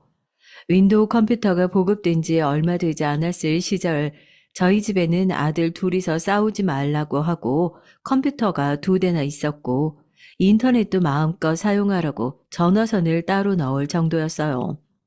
아들 둘은 제게 있어서 보물이자 자랑거리였죠. 연년생인 아들 둘은 공부도 곧잘 해서 학교에서도 알아주는 수재였답니다. 대학도 재수 한 번 없이 떡하니 의대를 붙어서 제 어깨는 거의 하늘을 찌를 정도였어요. 어떻게 아들을 키웠기에 저렇게 잘났냐고 비법을 알려달라고 하는 사람들이 있을 정도였어요. 그 중에서도 큰아들은 매너도 좋고 키도 크고 잘생겼고 뭐 하나 빠지는 것이 없었죠. 학교 다닐 때는 여자 문제로 속을 좀 썩이긴 했지만 그래도 군대 가서 정신 차렸는지 그 이후로는 여자 문제도 깨끗했답니다. 주변에서 누가 며느리로 들어올지 궁금하다고 할 때마다 저는 아들이 좋다고 하면 누구든 상관없다고 대답했지만 사실 속으로는 다른 생각을 하고 있었어요. 드라마에 보면 그런 일들 종종 있잖아요. 돈 많은 집에서 병원을 차려준다고 결혼하자고 찾아온다거나 병원을 물려주겠으니 우리 딸이랑 결혼을 하라고 한다거나 하는 그런 것들이요. 적어도 의사 아들과 급이 맞는 그런 며느리가 들어올 것이라고 믿고 상상의 나래를 마음껏 펼쳤죠. 이런 제 모습을 남편은 못마땅하게 여겼답니다. 하지만 있을 수 없는 일이 일어났어요. 제대 이후 큰아들은 연애에 관심이 없는 것인지 아니면 연애를 남몰래 하는 것인지 너무 조용하더라고요. 원래 연애를 하면 동네가 다 알도록 하는 녀석인데 말이죠. 작은 아들한테 물어도 받지만 자신도 잘 모른다고 겉으로 봐서는 병원이랑 환자만 알지 다른 건 전혀 모르는 사람처럼 보인다고 말했죠. 병원에서도 자기들끼리 이상하다는 소리를 한다고 하더군요. 한때 그렇게 이름을 날리던 사람이 갑자기 저렇게 싹 바뀔 수 있냐고 말이죠. 작은 아들은 큰 아들과는 전혀 달랐습니다. 대학 시절부터 시작해서 줄곧 만나온 여자애가 있었는데 저희에게 따로 보여준 적은 없죠. 한두 해도 아니고 연애를 그렇게 오래 했으면 한 번쯤은 보여줄 법도 한데 작은 아들은 한 번도 소개시켜 준 적이 없었답니다. 그래서 그냥 만나는 사람이 있다 정도만 저희가 알고 있었어요. 남편은 큰아들보다 작은 아들이 먼저 장가를 가겠다고 할 것 같다는 말을 종종 했었는데요. 가족들의 예상처럼 작은 아들은 대학을 졸업한 지 얼마 되지도 않았는데 덜컥 결혼을 하겠다고 하더군요.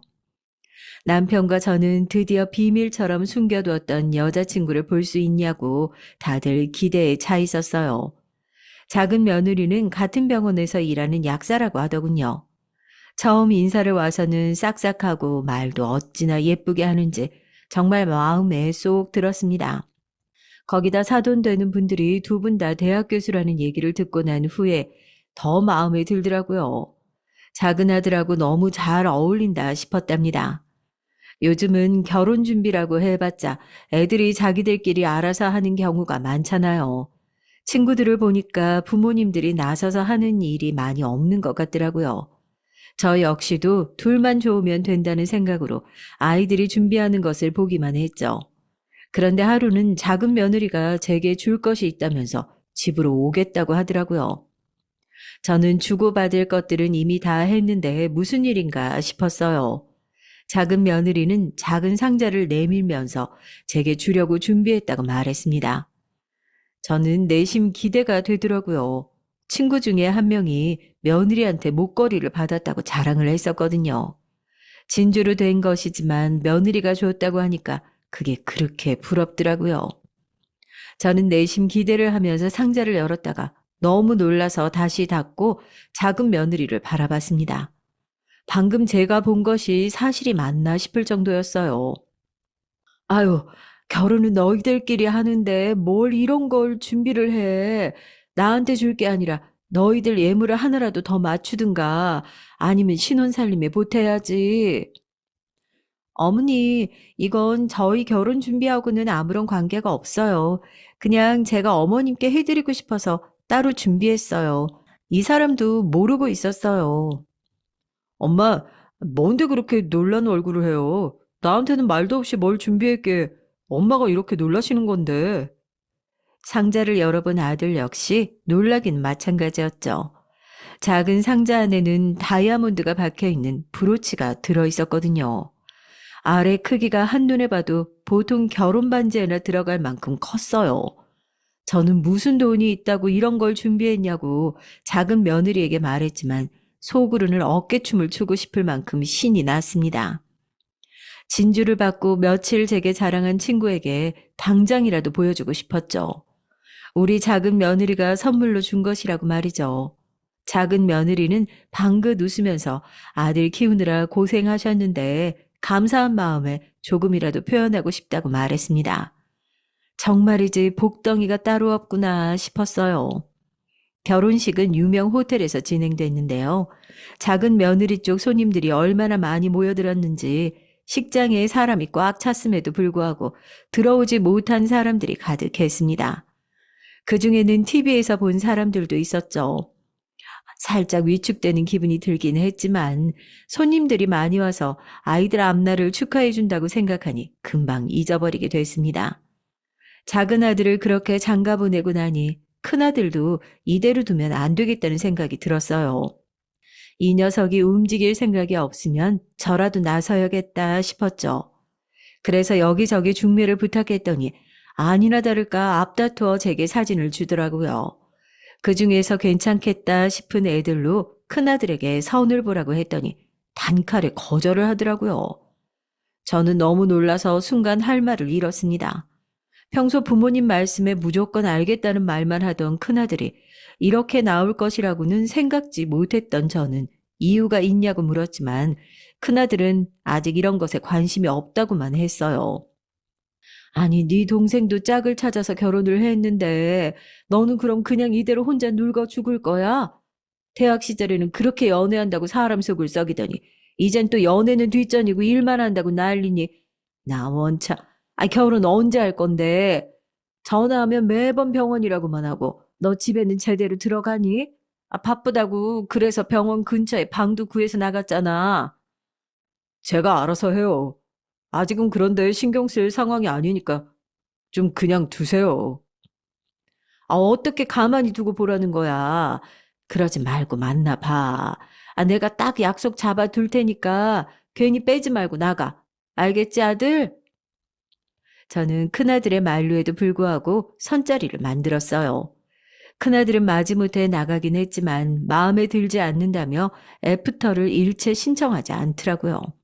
오히려 상대방이 다음에도 보자고 했지만 바쁘다는 핑계만 대고 있었죠. 제게 중매를 서겠다고 했던 사람들도 그런 큰아들의 반응에 실망한 기색이 역력했답니다. 저는 아직 일이 좋아서 그렇다고 말하며 시간을 달라고 했지만 결혼 시장에서 어디 그런 말이 먹혀 들겠어요. 저는 도저히 안 되겠다 싶어서 단판을 지을 생각으로 큰아들 병원으로 찾아갔습니다. 점심이라고 하더니 아무리 연락을 해도 전화를 받지 않았어요. 무슨 응급수술이라도 들어갔나 싶어 그냥 돌아서는데 병원 맞은편 카페에서 아들의 모습이 보이는 게 아니겠어요? 저는 반가운 마음에 길을 건너 카페로 향했죠. 건너에서는 가려져서 잘 보이지 않았는데 큰아들이 놀랍게도 어떤 여자랑 얘기를 하고 있더라고요. 얼굴 표정을 보는데 두 사람이 보통 사이는 아니구나 싶었답니다.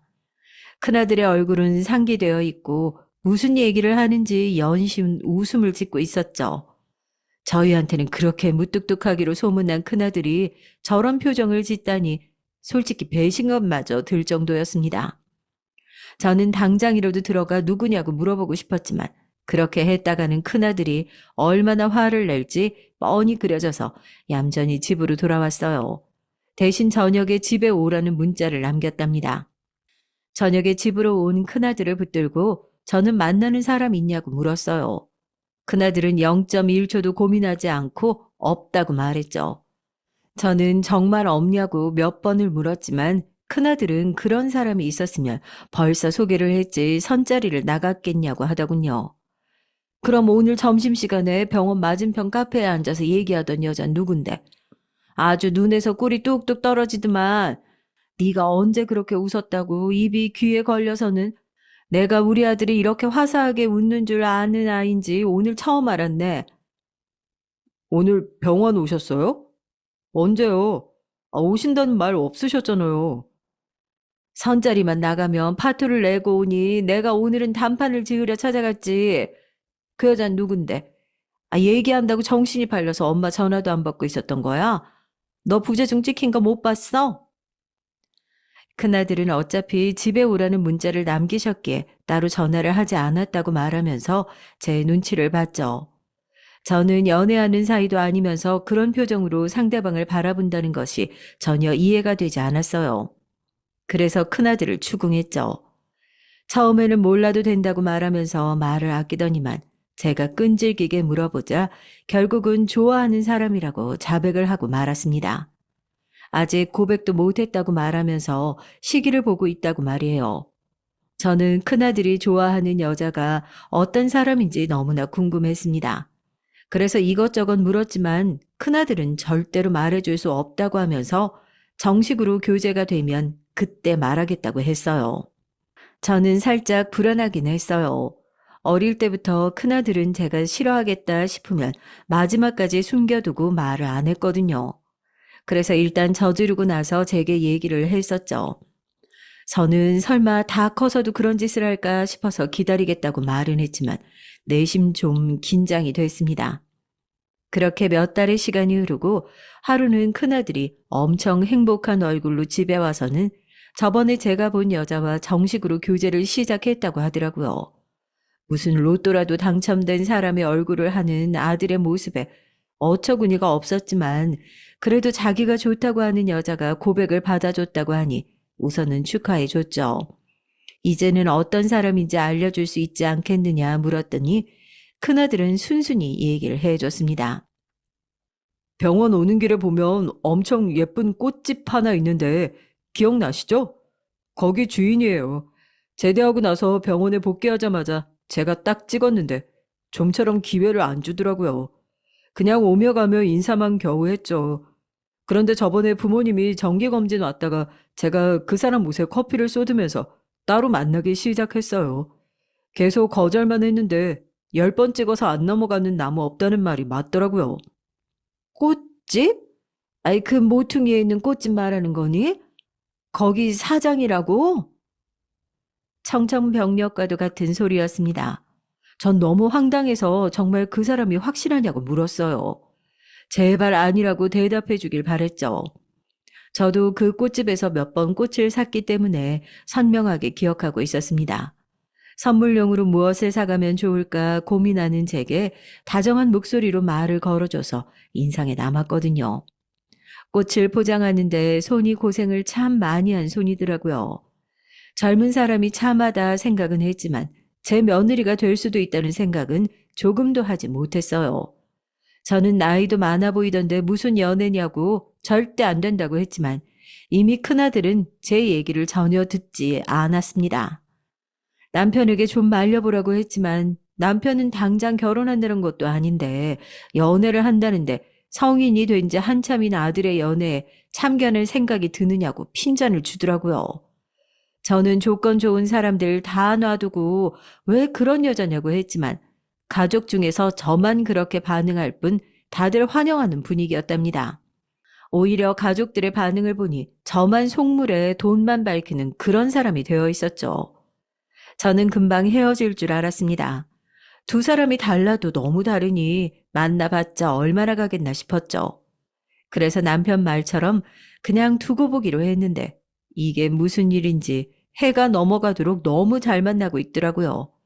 심지어 결혼하고 싶다는 말까지 했어요. 저는 죽어도 안 된다고 말했습니다. 원래는 이 정도로 반대할 생각은 없었는데 여자 쪽 배경이 너무나도 충격적이라서 도저히 받아들일 수가 없겠더라고요. 부모님이 다 살아계시긴 했지만 바깥사도는 말을 못하시고 안사도는 듣지를 못한다고 하더군요. 두 분 다 장애를 가지고 계신 것이었어요. 그런 환경에서 저렇게 훌륭하게 자랐다는 점은 분명 높이 살만 했습니다. 제가 그런 상황이었으면 저는 분명 삐뚤어졌을 거예요. 하지만 그건 그거고 그런 배경을 가진 여자가 며느리로 들어온다는 건 무조건 안 될 말이었습니다. 우리 큰아들 어디가 부족해서 그런 결혼을 해야 하나 싶었어요. 큰아들이 좋아서 제 며느리가 되겠다고 하는 여자들이 줄을 서도 한 트럭은 될 텐데 굳이 그런 여자와 결혼할 필요가 있겠느냐. 당시 저의 생각이었답니다. 지금에서야 그런 생각을 했던 제 자신이 징그럽고 소름 돋지만 당시에는 그것이 잘못이라고는 조금도 생각하지 못했거든요. 하지만 제가 이렇게 반대하면 할수록 큰아들은 청개구리처럼 결혼하겠다고 더 난리였죠. 진짜 매일이 전쟁이었어요. 남편은 큰아들이 원하는 상대를 뭐하러 그렇게 악을 쓰고 반대를 하느냐고 저를 꾸짖었지만 저는 절대 양보 못한다고 버텼답니다. 얼마 지나지 않아 결국 저의 이런 결심은 꺾이고 말았어요. 큰아들이 믿을 수 없는 얘기를 꺼냈기 때문입니다. 엄마, 축하해주세요. 저 이제 아빠 된대요. 그 사람이 임신을 했다고 하네요. 엄마도 이제 할머니가 되시는 거예요. 뭐, 뭘 했다고? 임신? 그 여자애가? 아니, 너희는 아직 결혼도 안 했는데 피임도 안 하고 뭐 했어? 세상에 혼전 임신이라니. 큰아들 녀석이 다짜고짜 여자가 임신했기 때문에 나를 잡아야 한다고 하더군요. 온몸에 힘이 빠졌습니다. 임신이라니. 대학 시절 여자 문제로 집을 시끄럽게 만들 때도 하지 않던 사고를 이렇게 쳐버릴 줄은 꿈에도 몰랐죠. 큰아들은 의기양양한 얼굴로 당장이라도 식을 올릴 것처럼 굴었습니다. 저는 한숨만 내쉬었죠. 어쩌겠습니까? 손주를 임신했다는데. 무슨 수로 제가 반대를 더 할 수 있었겠어요. 저는 결국 울며 겨자 먹기로 허락할 수밖에 없었답니다. 큰아들은 뱃속의 아이를 생각해서 결혼은 출산 이후로 미루고 우선은 살림을 합치기로 했다고 하더군요. 저는 혹시나 사돈 어른들을 큰아들이 모시고 살아야 하면 어떻게 하나 걱정을 했는데 두 분은 이미 고향에서 자리를 잡으신 분들이라 그런 걱정은 할 필요가 없었죠. 한 달에 한 번 정기검진이 있어서 병원을 오시는 것이 아니면 마주칠 일도 잘 없다고 말이에요. 그 얘기를 들었을 때 속으로 얼마나 안도했는지 몰라요. 사돈 어른을 큰아들이 모시고 살아야 했다면 저는 뱃속에 손주고 뭐고 간에 무조건 반대했을 테니까요. 하여튼 혼인신고만 하고 살기 시작한 큰아들 내외는 제게 있어서 시한폭탄 같은 그런 존재였습니다. 늘 조마조마하고 신경이 쓰였어요. 작은 아들은 아침을 먹고 다니는지 잠은 제대로 자는지 한 번도 궁금하지 않았거든요. 작은 며느리가 오죽 알아서 잘하겠나 싶어서 말이죠. 저보다 더 잘 챙겨줄 것이 뻔한데 뭐하러 신경을 쓰겠어요. 하지만 큰아들은 아니었죠. 고등학교도 겨우 졸업해서 아르바이트만 하면서 돈을 모아 변두리 지역에서 꽃집을 열었다가 최근에야 지금의 병원 자리로 왔다가 하는데 그런 아이가 제대로 내조라는 것을 할 줄 알까 의문이었습니다. 그래서 저는 일주일에 3번 이상은 큰아들 집을 찾았어요. 큰아들이 잘 먹는 반찬을 조금씩 담아서 냉장고를 채웠죠. 이건 너희 서방이 좋아하는 음식이니까 저녁 식탁에 빼놓지 말고 올려줘. 그리고 스트레스 많이 받으면 단 것 엄청 찾으니까 그럴 때는 이 오미자청을 물에 타서 주고 아침은 제대로 해서 먹니? 소화가 잘 안 된다고 해서 누룽지 끓여서 먹고 있어요. 밥이나 시리얼은 싫다고 해서요. 그래, 그건 잘했다. 너도 몸 불편할 텐데 아침에 고생했네. 큰며느리는 제가 생각했던 것 이상으로 엄청 꼼꼼하고 세심하게 배려하더라고요. 자기도 몸이 불편하고 신경이 쓰일 텐데도 제가 갈 때마다 싫은 티 한 번을 낸 적이 없었죠. 괜히 죄책감이 들더라고요. 그래서 처음 한 달을 제외하고는 저도 발길을 딱 끊었답니다. 제가 입댈 곳이 없이 너무 잘하고 있었거든요. 아들한테 잘하는 것이 제일 좋기도 했지만 제 말을 들어주고 제가 하자고 하는 것에 크게 토다는 것도 없이 너무 고분고분하게 굴었죠. 친구들도 처음에는 큰 며느리 자리가 너무 아쉽다고 하더니만 이제는 저런 며느리가 요즘 어디냐고 입에 침이 마를 때까지 칭찬을 할 정도였습니다. 요즘 며느리들이 얼마나 영악한데 시어머니 보기를 옆집 해보듯이 하는 애들이 대부분이다. 전화를 하기를 하나 내가 먼저 전화 가면 받지도 않아요. 그런데 자기 며느리들은 어떻게 하나같이 다 착해? 아유, 전생에 나라를 구했지. 아, 어쩜 이렇게도 복이 많은지. 우리 큰애가 집안이 좀 그런 것 빼고는 뭐 입댈 곳이 없지. 사돈 둘 다 장애인이랄 게 뭐람. 아이, 그래도 그쪽에서는 주제는 알아서 딸내미 데리고 살겠다는 소리 안 해서 다행이지 뭐. 아, 외동이라고 하지 않았어? 긴장했구나? 큰아들 뺏기구나 싶어서. 내 아들이 무슨 물건이야 뺏기고 말고 하게. 그냥 멀쩡한 사람도 장인장모라고 하면 어렵다고 할 텐데 거기다 말도 못하고 듣지도 못하는데 두 사람을 어떻게 모시고 살아. 병원 일만으로도 충분히 바쁜데 진짜 만약에 모시고 살아야 한다고 했잖아? 아유 그럼 난 손 주고 먹고 가네 다 필요 없어. 무조건 들어놓았지 결혼 못 시킨다고. 하여튼 아들 사랑은 알아줘야 돼. 그래도 지금은 후회 안 하지? 저런 며느리 들어와서. 뭐 그렇지. 잘하니까 예뻐 보이는 거지 뭐. 저는 친구들의 부러움을 온몸으로 느끼며 어깨를 우쭐했죠. 그런데 갑자기 인기척이 나면서 예상치 못한 사람이 들어오고 있었어요. 큰며느리였죠. 오전에 저희 집에 왔다 간 줄 알았거든요. 순간 우리 대화를 들었으면 어떻게 하나 덜컥 걱정이 됐죠. 하지만 큰며느리는 손님 오시는데 집에 과일이 없어서 시장을 다녀오는 길이라고 하면서 주방으로 들어갔습니다. 친구들 역시 대화를 들었으면 어떻게 하느냐고 불안한 얼굴을 했지만 저는 들었으면 저런 얼굴로 말을 하겠냐고 하면서 괜찮다고 큰 소리를 쳤어요. 그래도 속으로는 살짝 불안한 마음이 들기도 했답니다. 하지만 그 이후로도 큰며느리는 별 말이 없었죠. 그날 이후 저는 괜히 큰며느리 앞에서 말조심을 하게 되더라고요. 7개월이 쏜살같이 흐르고 큰며느리는 건강한 손자를 낳았습니다. 꼬물거리는 모습이 영판 큰아들이었어요. 시도득은 못한다는 옛말이 괜히 있는 것이 아니더라고요.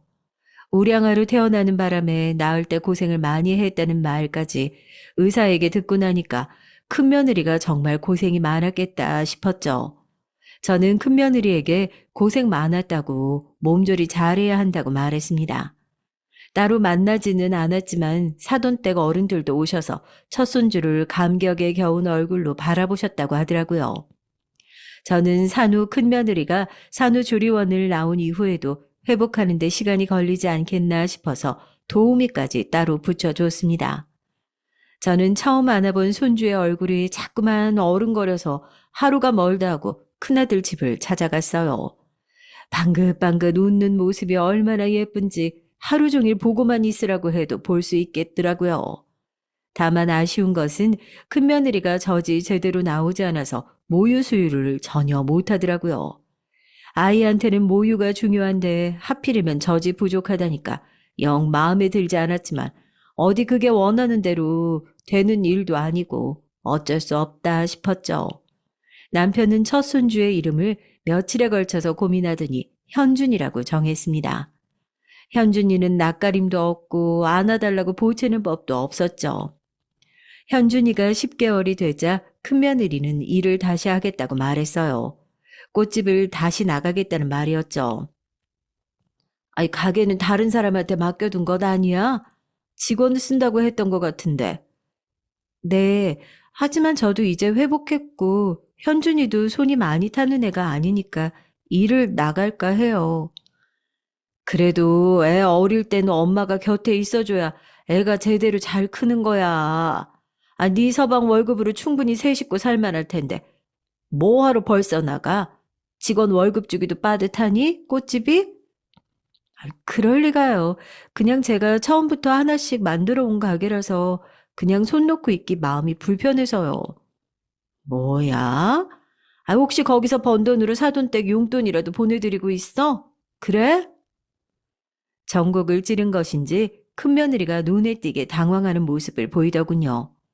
저는 그동안 꽃집에서 벌어들인 돈으로 사돈댁 살림을 산 것이냐고 물었어요. 큰며느리는 아들과 이미 합의한 얘기라고 했죠. 저는 큰며느리가 버는 돈으로 무엇을 하든 상관이 없다고 말했습니다. 큰며느리도 긴장을 했던 모양인지 크게 한숨을 내쉬면서 고개를 끄덕였죠. 만약 우리 큰아들이 벌어온 돈으로 큰며느리가 뒤에서 자기 친정으로 돈을 빼돌렸다고 하면 문제가 되겠지만 자기가 벌어서 자기 부모 챙긴다고 하는데 뭐가 문제겠어요. 저는 이런 얘기까지 큰며느리에게 하지 않았지만 큰아들에게는 따로 주의를 주었습니다. 큰아들은 별 걱정을 다 한다면서 웃어 넘겼습니다. 해는 넘어가서 어느덧 현준이는 3살이 됐어요. 그 사이에 작은 며느리도 예쁜 손녀를 낳았죠. 정말 이런 노년 생활이 어디 있나 싶을 정도로 너무 평화롭고 행복한 순간이 이어졌습니다. 비록 남들에게는 말 못할 사건이 있어서 몇 달 마음고생을 하기는 했지만 그래도 결국에는 다 잘 해결됐어요. 그날은 오랜만에 현준이와 큰며느리가 집에 온 날이었습니다. 큰아들이 해외 세미나를 갔다는 소식을 듣고는 집에 와서 하루 자고 가라고 말했어요. 현준이는 미운 3살이라는 말이 딱 어울리게 정신없이 집안을 휘젓고 다녔어요. 그 뒤를 따라다니는 것만으로도 온몸에 땀이 비오듯 흐를 지경이었죠. 한참을 그렇게 놀다 보니 현준이도 지쳤는지 눈을 비비며 엄마를 찾더라고요. 저는 칭얼거리는 현준이를 안고 큰며느리를 찾으러 다녔지만 좀처럼 보이지가 않았어요. 애를 두고 말도 없이 어디를 나갔냐고 중얼거리며 큰며느리 폰으로 전화를 걸었습니다. 신호가 가는 것도 잠시 진동 소리가 식당의 식탁에서 나더군요. 저는 폰까지 두고 어디로 갔나 싶어 며느리의 폰을 들여다보고는 깜짝 놀랄 수밖에 없었습니다. 액정에 뜬 글자가 미친년 딱 3글자였거든요. 처음에 저는 제가 뭘 잘못 봤나 싶어서 다시 전화를 걸었어요. 제 번호와 함께 뜨는 글자는 여전히 미친년이었어요. 저는 믿을 수가 없어서 몇 번이고 다시 전화를 걸었지만 마찬가지였습니다. 그때였죠. 세탁실에서 큰며느리가 나오더니 자신의 핸드폰을 쥐고 있는 저를 보고는 소스라치게 놀라며 다가오더군요. 그리고는 잽싸게 핸드폰을 빼앗고서는 전화를 확인했죠. 저는 그 모습을 보고만 있었고요. 다 보셨네요. 시어머니를 뭐 미친년? 어디서 어른을 그렇게 저장을 해두고 납작 바닥에 엎드려서 빌어도 시원치 않을 것이 지금 뭐? 다 보셨네요? 저는 뻔뻔스러운 큰며느리를 바라다 보다 화를 참지 못하고 뺨을 세게 내리쳤습니다. 짝 하는 소리가 식당에 가득 울렸죠. 안겨있던 현준이가 소리에 놀라 울음을 터뜨렸습니다. 저는 황급하게 현준이를 달래며 식당을 나왔어요. 현준이 놀이방에 아이를 데려다 두고 따라 나오는 큰 며느리를 막으며 다시금 반대편 뺨을 내리쳤습니다. 며느리는 벌겋게 달아오른 양뺨을 감싸고는 눈물을 뚝뚝 흘리기 시작했죠. 저는 그 모습 자체도 보고 싶지 않았어요. 가증스럽기만 했죠. 아무리 부모한테 보고 배운 것이 없다고 해도 어떻게 이 정도로 인간이 바닥이냐? 썩 꺼져. 앞으로 현준이 볼 생각하지도 마라. 큰아들 돌아오면 바로 이혼 도장 찍을 준비나 하고. 제 남편은 병원 일로 그렇게 바쁘게 움직이는데 고작 꽃집이나 하는 주제에 세상에 어떻게 그런 몰상식한 행동을 할 수 있는지 너는 그동안 내 앞에서는 그렇게 살랑거리면서 입안에 혀처럼 굴더니 뒤에서는 뭐? 미친년? 네가 미쳤겠지. 당장 내 집에서 나가. 어머니는 저한테 저희 부모님한테 어떻게 하셨는데요? 어머님은 함부로 해도 되고 저는 안 되는 거예요? 아, 내가 뭘 어쨌는데? 처음에야 널 반대했지만 나중에는 딸처럼 아꼈어. 막말로 작은 애한테는 내가 이렇게까지 챙겨준 적이 있는 줄 알아? 너 출산하고 집에 갔을 때 편하게 몸조리하라고 도우미 불러줘. 내가 너 먹으라고 몸에 좋다는 것을 얼마나 사다 날랐니? 그런데 어떻게 네가 나한테 이렇게 나와? 그런 거 다 현준이 아빠 먹으라고 가져오셨잖아요. 어디 저 때문에 가져오셨어요? 그리고 도우미 아주머니요? 혹시나 제가 현준이 제대로 못 챙겨줄까 봐 붙여주셨잖아요. 저한테 뭐라고 하셨어요? 애는 모유로 먹어야 하는데 왜 하필 젖도 제대로 안 나오냐며 타박하셨죠? 그랬으면서 딸같이 여기셨다고요? 저를요? 큰며느리는 눈물이 범벅이 된 얼굴로 엉엉 울면서 제게 소리를 질렀죠. 저는 시어머니가 그 정도 말도 못하느냐고 받아쳤지만 큰며느리는 아예 눈에 쌍심지를 켜고 제게 덤벼들었습니다. 큰며느리는 자신의 핸드폰을 꺼내 들더니 파일 하나를 재생하더군요. 핸드폰에서는 과거 친구들과 나눴던 얘기가 흘러나오고 있었어요. 혹시나 큰며느리가 들었으면 어떻게 하나 걱정했던 그 대화 말이죠. 저는 식은땀이 흘러내렸습니다. 이런 것을 녹음하고 있을 것이라고는 상상도 못했어요. 하지만 이걸로 문제 삼아봤자 뭐가 달라지겠냐 싶더군요. 그래서 뭐 어쩌라고. 나라님 없는 곳에서는 나라님 흉도 보는 거야. 내가 뒷담화 좀 했다고 이렇게 독을 품고 덤벼들어? 네가 이렇게 나오는데 내가 어떻게 너희 부모 탓을 하네. 교육을 잘못 시켜도 한참 잘못 시켰지. 어른 어려운 줄 모르고 따박따박 목에 핏대까지 세워가며 말대꾸하는 버릇은 어디서 배운 건지. 하여튼 다 필요 없으니 당장 나가. 지금 살고 있는 집에 네 물건은 하나도 남기지 말고 알겠어? 어머니께서 그렇게 말씀 안 하셔도 저 이혼할 생각이었어요. 그러니까 현준이는 주세요. 이런 집에서 우리 아들이 뭘 배울 줄 알고요. 제가 능력이 없는 것도 아닌데 양육권이고 친권이고 다 가져올 거예요. 뭐? 양육권이라니. 네가 나한테 한 행동이 있는데 순순히 현준이를 넘겨줄 것 같아? 꿈도 크다. 이혼을 생각해? 너한테 비하면 우리 아들이 아까워도 한참은 더 아까워. 네가 뭔데 이혼을 먼저 입에 올려?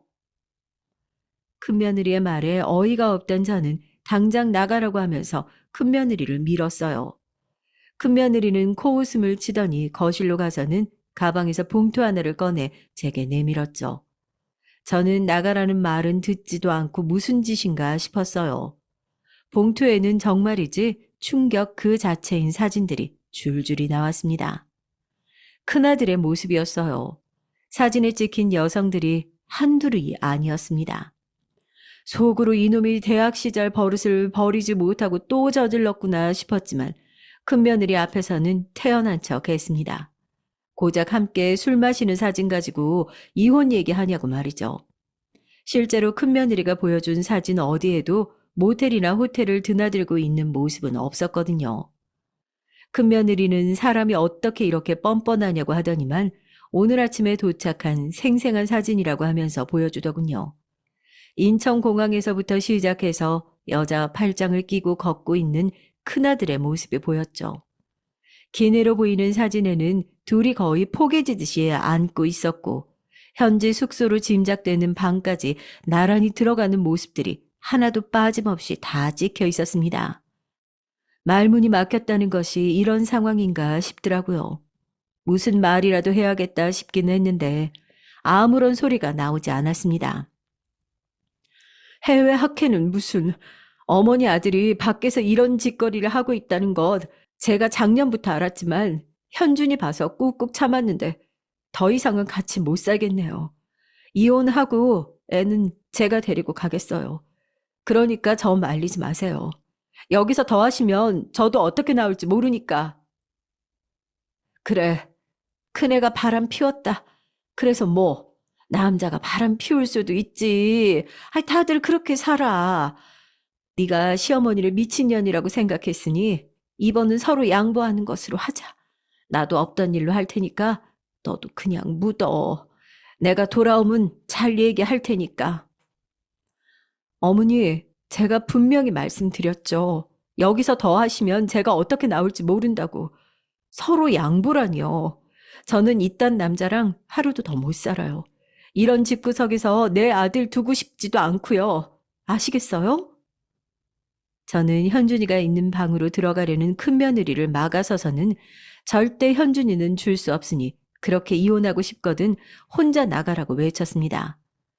큰며느리는 피식하고 웃더니 이렇게까지 하도록 만든 것은 다 제 탓이라고 하면서 또 다른 녹음 파일 하나를 재생시켰죠. 시끄러운 소리와 함께 제 목소리가 흘러나왔습니다. 저는 단박에 큰며느리가 들려주는 내용이 무엇인지 알 수 있었어요. 너무 놀란 저는 큰며느리에게서 폰을 빼앗기 위해 몸을 던졌습니다. 하지만 저보다 한참은 어린 큰며느리의 힘을 이길 수는 없었어요. 큰며느리는 잽싸게 폰을 뒤로 숨기면서 저를 바라봤죠. 여전히 핸드폰에서는 소리가 흘러나오고 있었습니다. 이번에는 확실한 건 맞지? 아니 저번에 현철이 엄마 말만 믿고 투자했다가 완전 마이너스여서 내가 애들 아빠한테 얼마나 혼났는지 알아? 한 번만 더 주식에 손대면 이혼이라고 하면서 얼마나 펄펄 뛰든지. 아유, 이번에는 확실해. 이 사람은 내가 몇 번 해봤는데 수입이 확실하더라고. 나도 꽤 많이 땄잖아. 근데 자기는 나한테 돈이 없어서 투자 못한다고 하더니 3천만 원은 어디서 난 거래? 만기된 적금이 있어서 살짝 빼돌렸지. 나중에 애들 아빠 알면 나 죽어. 그러니까 이번에 무조건 성공해야 돼. 알겠지? 나 현철이 엄마만 믿는다. 녹음된 파일이 끝나고 나서야 큰며느리는 제게 시아버지께 바로 전송하면 어떻게 되겠냐고 묻더군요. 저는 그대로 바닥에 주저앉았죠. 주식은 절대로 안 된다고 했던 남편 몰래 날린 돈을 겨우 친정 오빠에게 빌린 돈으로 막았다고 생각했는데 이렇게 큰며느리가 떡하니 증거를 가지고 있을 것이라고는 생각지도 못했거든요. 저는 절대로 남편이 알아서는 안 된다고 말하며 당장 지우라고 했어요. 큰며느리는 대답 대신 현준이를 데려간다고 말했죠. 말려야 한다고 생각은 했지만 좀처럼 몸이 움직이지를 않더라고요. 다 네 뜻대로 해줄 테니까 제발 이혼이고 뭐고 다 없던 일로 하면 안 되겠니? 내가 이놈 들어오면 2번 다시 딴짓 못하게 단단히 주의를 줄 테니까. 응? 제발 그 파일도 다 지우고 그냥 없던 일로 그렇게 살자. 응? 제가 왜요? 저나 저희 부모님을 존중이라고는 조금도 할 줄 모르는 사람들이랑 가족으로 살라고요? 저도 참을 만큼 참았고 언젠가 어머니나 그이가 달라질 것이라고 믿고 기다렸어요. 그런데 이제는 그런 쓸데없는 일에 시간을 투자하고 싶지 않네요. 제가 따라가며 큰며느리를 붙잡았지만 소용이 없더군요. 집에 혼자 남은 저는 앞으로의 일이 까마득해졌습니다. 큰아들이 바람을 피우다 못해 해외여행까지 함께 갔다는 사실을 알면 남편은 아예 큰아들을 호적에서 파버린다고 할 사람이었죠. 그리고 이 일이 작은 며느리나 그 사돈에게까지 알려진다고 생각하니 눈앞이 깜깜해졌습니다. 저는 바로 큰아들에게 전화를 걸었어요. 시차 차이가 큰지 잔뜩 잠에 취한 목소리로 전화를 받더군요. 저는 큰며느리가 모든 것을 다 알고 있다는 말과 함께 지금 이혼 준비를 하고 있다고 말하고는 당장 한국으로 들어오라고 했죠. 큰아들은 자신이 얼마나 조심했는데 어떻게 알 수 있겠냐고 말했죠. 큰아들은 자신이 얼마나 조심했는데 어떻게 알 수 있냐고 말했죠. 전화기 너머로 허둥거리는 것이 고스란히 느껴지더군요. 큰아들은 당장 한국으로 돌아가겠다고 말하고는 전화를 끊었습니다. 다음 날 가장 빠른 비행기로 귀국한 큰아들과 함께 저는 집으로 향했어요. 아직 출근 전인지 큰며느리가 집에 있더라고요. 저와 큰아들을 본 큰며느리는 싸늘한 얼굴로 할 말이 없다고 하면서 나가라고 하더군요. 저는 한 번만 생각을 다시 해달라고 말하며 큰아들 녀석을 바닥에 무릎 꿇렸습니다. 큰아들도 쥐은 죄가 있다는 것은 알았는지 냉큼 싹싹 빌면서 다시는 한눈 팔지 않겠다고 하더군요. 아예 눈물까지 글썽이면서 용서해달라고 비는 큰아들을 보고도 큰며느리는 요지부동이었습니다. 오히려 모든 서류는 다 준비됐다고 하면서 당장 도장 찍고는 나가라고 하더군요. 큰며느리가 내민 서류에는 이혼 합의서뿐만 아니라 친권 포기각서와 양육권 포기각서도 포함되어 있었어요.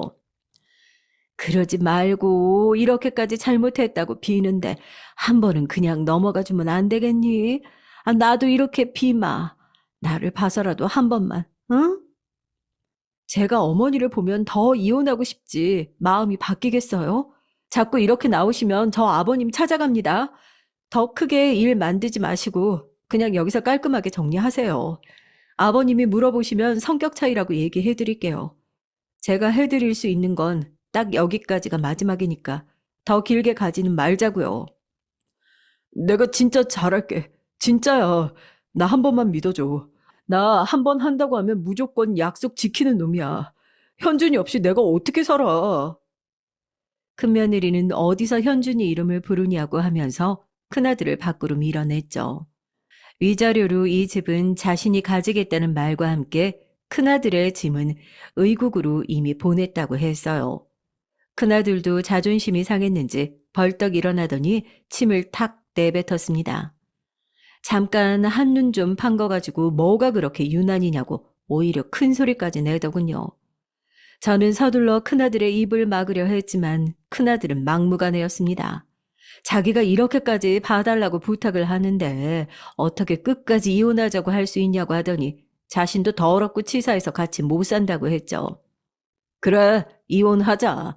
이혼은 하는데 현준이는 못 주지. 내 아들인데 내가 왜 친권을 포기하고 양육권을 포기해야 하는데? 이혼을 그렇게 하고 싶으면 당신이 다 두고 가면 될 거다냐. 현준이 뭐 보고 배우라고 당신한테 맡기니? 내 아들? 현준이가 당신 아들만 되는 줄 알아? 그리고 호적이야. 이혼 정리하면 그만이지. 아, 어머니도 뭐라고 좀 해보세요. 지금 어머니 큰손주를 뺏기게 생겼는데, 아, 왜 가만히 계세요? 큰며느리가 무섭게 몰아붙이자 할 말이 떨어진 큰아들은 제가 어떻게든 해보라고 했지만 저도 딱히 할 말은 없었어요. 아니, 할 말이 없다기보다는 여기서 무슨 말을 더 했다가는 큰며느리가 남편에게 제 비밀을 말해버리면 어떻게 하나 걱정이 더 됐죠. 저의 이런 태도에 화가 난 큰아들은 신발도 벗지 않은 상태로 집 안으로 들어갔습니다. 말리는 큰 며느리를 밀치곤 현준이를 안고 나왔어요. 너무 놀란 저는 애를 데리고 뭐 하는 짓이냐고 했지만 큰아들은 이혼하고 싶으면 혼자 나가라고 하면서 빠른 걸음으로 집을 나가버렸습니다. 큰 며느리는 버선발로 뛰쳐나와 큰아들에게 매달렸지만 힘으로는 전혀 먹혀들지 않았어요. 결국 큰아들은 큰 며느리를 바닥에 내팽개치고는 엘리베이터를 타고 먼저 내려가 버렸죠. 바닥에 주저앉은 큰며느리는 눈에 불을 켜고 저를 바라보더니 절대 가만두지 않겠다고 말했습니다. 저는 어떻게든 큰며느리를 달래고 싶었지만 제가 뭐라 말할 틈도 없이 큰며느리는 안으로 들어가 문을 닫아 걸었어요. 제가 아무리 얘기를 하자고 벨을 눌러도 반응이 없었고요. 집으로 향하는 내내 제 머릿속은 복잡했습니다. 마지막 저를 노려보던 며느리 얼굴이 자꾸만 떠오르면서 가만두지 않겠다던 목소리가 끊임없이 재생됐죠. 집이 가까워질수록 며느리가 혹시 남편에게 연락이라도 한 것은 아닐까 제 심장이 미친 듯이 뛰었습니다. 저는 정신없이 집으로 향했어요. 현관문을 열자마자 남편의 벼락 같은 호통 소리가 들려왔습니다. 저는 차마 문 안으로 발을 내딛지도 못하고 그대로 멈춰 섰어요. 도저히 집 안으로 들어갈 용기가 나지 않았거든요. 남편의 분노에 큰아들도 지지 않고 소리를 지르는 것이 들렸습니다. 그리고 현준이의 찢어지는 울음소리도 말이죠. 저는 결국 안으로 들어가 울고 있는 현준이부터 안아들었습니다. 남편과 눈이 마주쳤어요. 저를 바라보는 눈이 너무나도 차갑더군요. 그 모습을 보는데 바로 알겠더라고요. 남편이 모든 것을 다 알았구나 하고 말이죠. 그리고 지금 남편의 상태는 제가 그동안 봤던 그 어떤 순간보다 화가 난 상태라는 것도 말이죠. 저는 차마 오래 보지도 못하고 시선을 피했어요. 얼마의 시간이 흘렀는지 큰며느리가 집으로 들어오더군요. 아무래도 남편이 연락한 것 같았어요. 큰아들은 여기가 어디라고 오냐고 소리를 질렀지만 남편은 큰며느리에게 현준이를 데리고 가라고 했습니다. 큰아들은 절대 못 준다고 큰며느리 앞을 막아섰지만 남편은 자신이 직접 제 품에서 현준이를 빼앗듯이 데리고 가더니 큰며느리에게 넘겨줬죠. 큰아들은 제게 지금 뭐 하고 있냐고 소리를 질렀지만 굳은 얼굴로 제 앞에 다가오는 남편을 보는 순간 저는 몸이 얼어서 아무것도 할 수가 없었답니다. 큰며느리는 잔뜩 굳은 얼굴로 저를 한번 보더니 남편에게 잘 계시라고 말하면서 인사만을 남기고 가버렸습니다. 덩그러니 거실에는 저와 남편 그리고 큰아들만 남았죠. 살얼음판 같은 침묵이 이어졌어요. 큰아들은 여전히 씩씩거리고 있었지만 저는 고개조차 들 수가 없었어요. 남편의 시선이 제게 꽂히는 것이 온몸으로 느껴졌습니다. 한참 만에 먼저 입을 연 것은 남편이었습니다. 재벌을 개 못 준다더니 결국은 둘 다 사고를 치는구나. 내가 너 대학 시절 여자 사고 칠 때 뭐라고 했냐? 한 번만 더 이런 문제로 집안 시끄럽게 만들면 호적에서 이름 파버린다고 했지. 사내 새끼가 가정을 이루고 자식까지 있으면 가족들 생각해서라도 정신을 차려야지. 뭐? 다른 여자랑 여행을 가? 해외 세미나 같은 소리 한다. 아버지도 저랑 같은 남자면서 왜 그렇게 말씀을 하세요? 실수할 수도 있는 거지. 이 새끼야, 그렇게 떳떳하면 거짓말을 하지 말고 자신 있게 내 연녀랑 여행 간다고 말했어야지. 세미나 핑계대면서 갔다는 것 자체가 너 스스로도 떳떳하지 못하는 것을 안다는 말이잖아. 그런데 네가 뭘 잘했다고 큰애가 이혼하자고 하는데 거기다 소리를 지르고 애를 데려오고 나라도 너 같은 애비 밑에서는 애가 크게 안 둔다. 보고 배울 게 하나도 없는데 무슨. 그럼 아버지는요? 아버지는 한 번도 딴짓 안 하셨다고 말씀하실 수 있으세요? 남자들 다 한 번씩은 한다는데. 닥치지 못해? 누가 그래? 한 번은 한다고. 나는 지금까지 결혼 생활하면서 그런 생각 해본 적도 없다. 그리고 너 같은 놈들이 입을 놀리니까 그런 거지. 멀쩡하게 자기 가족만 생각하면서 사는 사람들이 훨씬 더 많아. 알아? 당장 꺼져. 꼴도 보기 싫다. 현주애미 찾아가서 행패 부릴 생각은 안 하는 게 좋을 게다. 만약에 내 경고 무시하고 찾아가면 네 놈의 두 다리를 내가 부러뜨릴 테니까. 알겠으면 당장 서류에 서명해서 넘겨줘. 큰아들은 전혀 납득할 수 없다는 얼굴을 했지만 남편 앞에서는 소용없는 짓이었어요. 남편의 단호한 말투에 겁을 먹은 큰아들은 투덜거리며 나갔죠. 큰아들이 그렇게 쫓겨나고 나서야 남편은 저를 바라봤습니다. 저는 입이 10개라도 할 말이 없었어요. 남편과의 약속을 어긴 것은 사실이었으니까요. 남편은 길게 한숨을 내쉬더니 큰아들에게 말했던 것과는 다르게 차분하게 말했죠. 목소리만 들어보면 평화롭기 짝이 없었지만 그 내용은 전혀 아니었습니다. 우리 약속한 거 있지? 내가 한 번만 더 주식에 손대면 이혼이라고 분명히 말을 했을 거야. 그렇지? 여보, 미안해요. 주변에서 이번만큼은 확실하다고 했고, 나도 자신이 있었어요. 그래서. 됐어. 더 이상은 말은 듣고 싶지 않아. 나는 당신이 주식을 했다는 것도 몸서리치기 싫지만, 사돈 뒤에서 그런 말을 웃으면서 했다는 사실이 더 소름 돋기 싫어. 당신을 보고 있으면 벌레가 내 몸을 기어가는 기분이 들 정도야. 저는 남편의 말에 심장이 덜컥 내려앉는 기분이었습니다. 남편은 얼굴 표정 하나 바뀌지 않고는 두 번 다시 이 집에서 저를 보는 일이 없었으면 좋겠다고 말했죠. 저는 납작 엎드려서 한 번만 용서해달라고 빌었지만 남편은 정말 길에 있는 돌멩이를 보는 사람처럼 저를 힐끗 보고는 안으로 들어가 버렸습니다. 얼마 있지 않아 집안일을 봐주는 도우미가 쭈뼛거리면서 제게 짐 가방 2개를 내밀더군요. 남편이 미리 싸두었다고 하면서요. 봉투까지 내밀었습니다. 그 안에는 언제 준비를 했는지 이혼 서류가 들어있었죠. 저는 비틀거리면서 일어나 가방을 들고 집을 나왔습니다. 남편이 평소에는 온화한 사람처럼 보여도 한 번 내뱉은 말을 주워 담는 사람이 아니었거든요. 그렇게 저는 집에서 쫓겨나 친정 오빠를 찾아갔죠. 오빠는 다 늙어서 이게 무슨 짓이냐며 혀를 찼지만 저는 아무 말도 할 수가 없었어요. 그 뒤로 몇 번이나 저는 남편에게 전화를 걸었지만 받아주질 않았죠. 오히려 남편의 변호사가 제게 빨리 서류를 작성하라고 재촉하기만 하더라고요. 저는 두 아들에게도 전화를 걸었습니다. 큰아들은 연결도 되지 않았고 작은 아들은 한숨을 쉬더군요. 제게 너무나도 실망했다고 말하는데 쥐구멍으로 숨고 싶더라고요.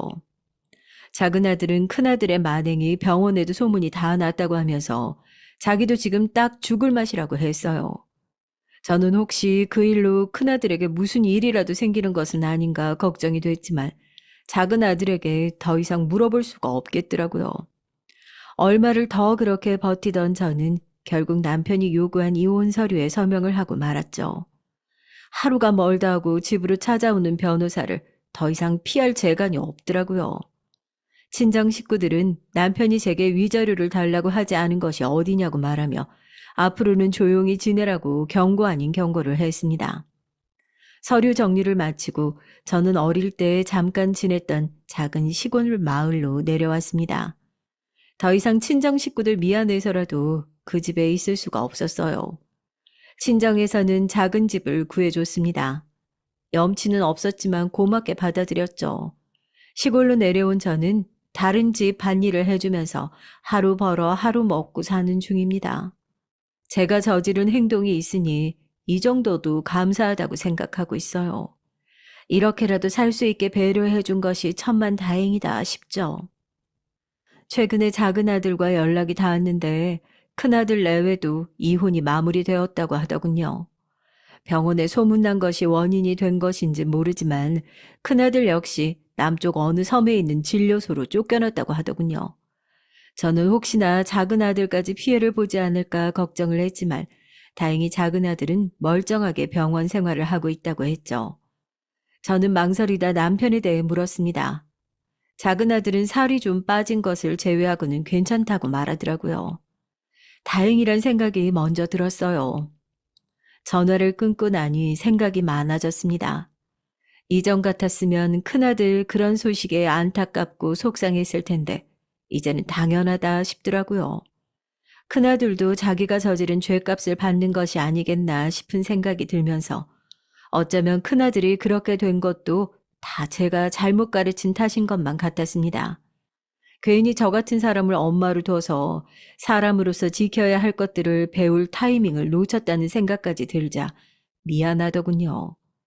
어디에 있는진 모르지만 혹시나 이 방송을 듣고 있을 큰아들에게 미안하다는 말과 함께 지금 이 순간이 부디 자신의 행동을 반성하는 계기가 되길 바란다고 전하고 싶네요.